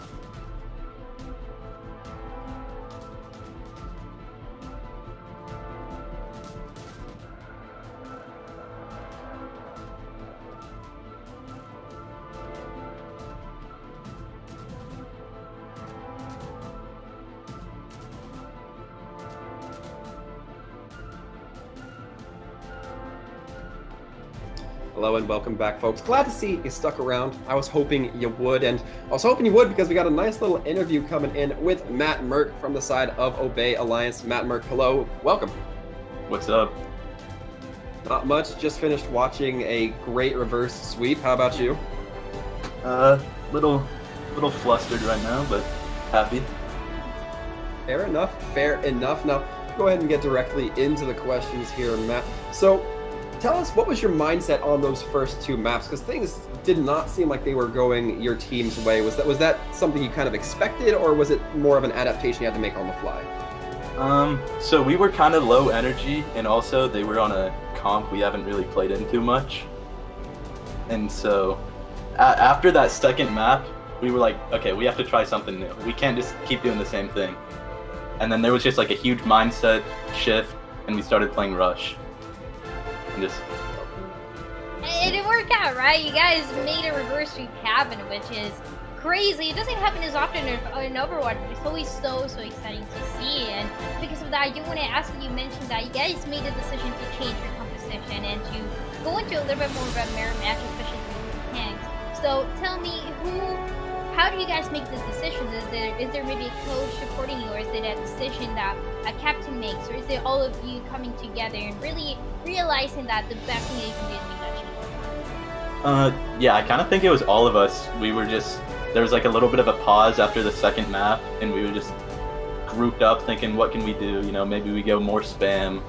And then we were just like, we're the better players, even though we haven't scrimmed it, just go Rush. We'll end up beating him on it in a mirror. Was there any particular reason why you guys didn't practice that Rush's match, like you were mentioning? Because we've seen a lot of teams that feel really comfortable in this past couple weeks playing that Rush. But for you, say you've been practicing something else. Is there a reason for that? We always thought that like the ball comp kind of had a higher skill ceiling, I guess, where if we get it down, then we should be able to just beat every team that plays Rush. But apparently we didn't have it down good enough, so. And I mean, I do have a lot more question, and is you said that at the beginning you didn't have a lot of energy, right? How does your team start getting that energy? Is it after every single win you get a little bit more energetic, or how does that work for you? I mean, Rush comp in general kind of amps up the energy because there's just so much going on, and then I think it was just partially like realizing we can't lose this. It's gonna look bad. We're gonna lose every game on stream this week. We got to do something, and so the energy just spiked up on the edge. Well, I think if you're asking our opinion, it definitely looked good here today. Definitely seemed like the energy was up from you folks. But Matt, Mark, we appreciate you coming in here answering a few of our questions. Before we let you go, though, do you want to give you the opportunity for any shout-outs? Shout out to my boy Clutch. He coaches me whenever I'm like not sure what I'm doing wrong. He's kind of like a personal coach of mine, just a friend I have. Okay. All right. Well, big shout out to Clutch then. Matt Merck, once again, thank you, and a big congratulations on your victory here tonight. Thank you. And unfortunately, Dryad, that means that we have concluded NA trials here for the time being, although there will always more in the future, but I've had a great time, I would say.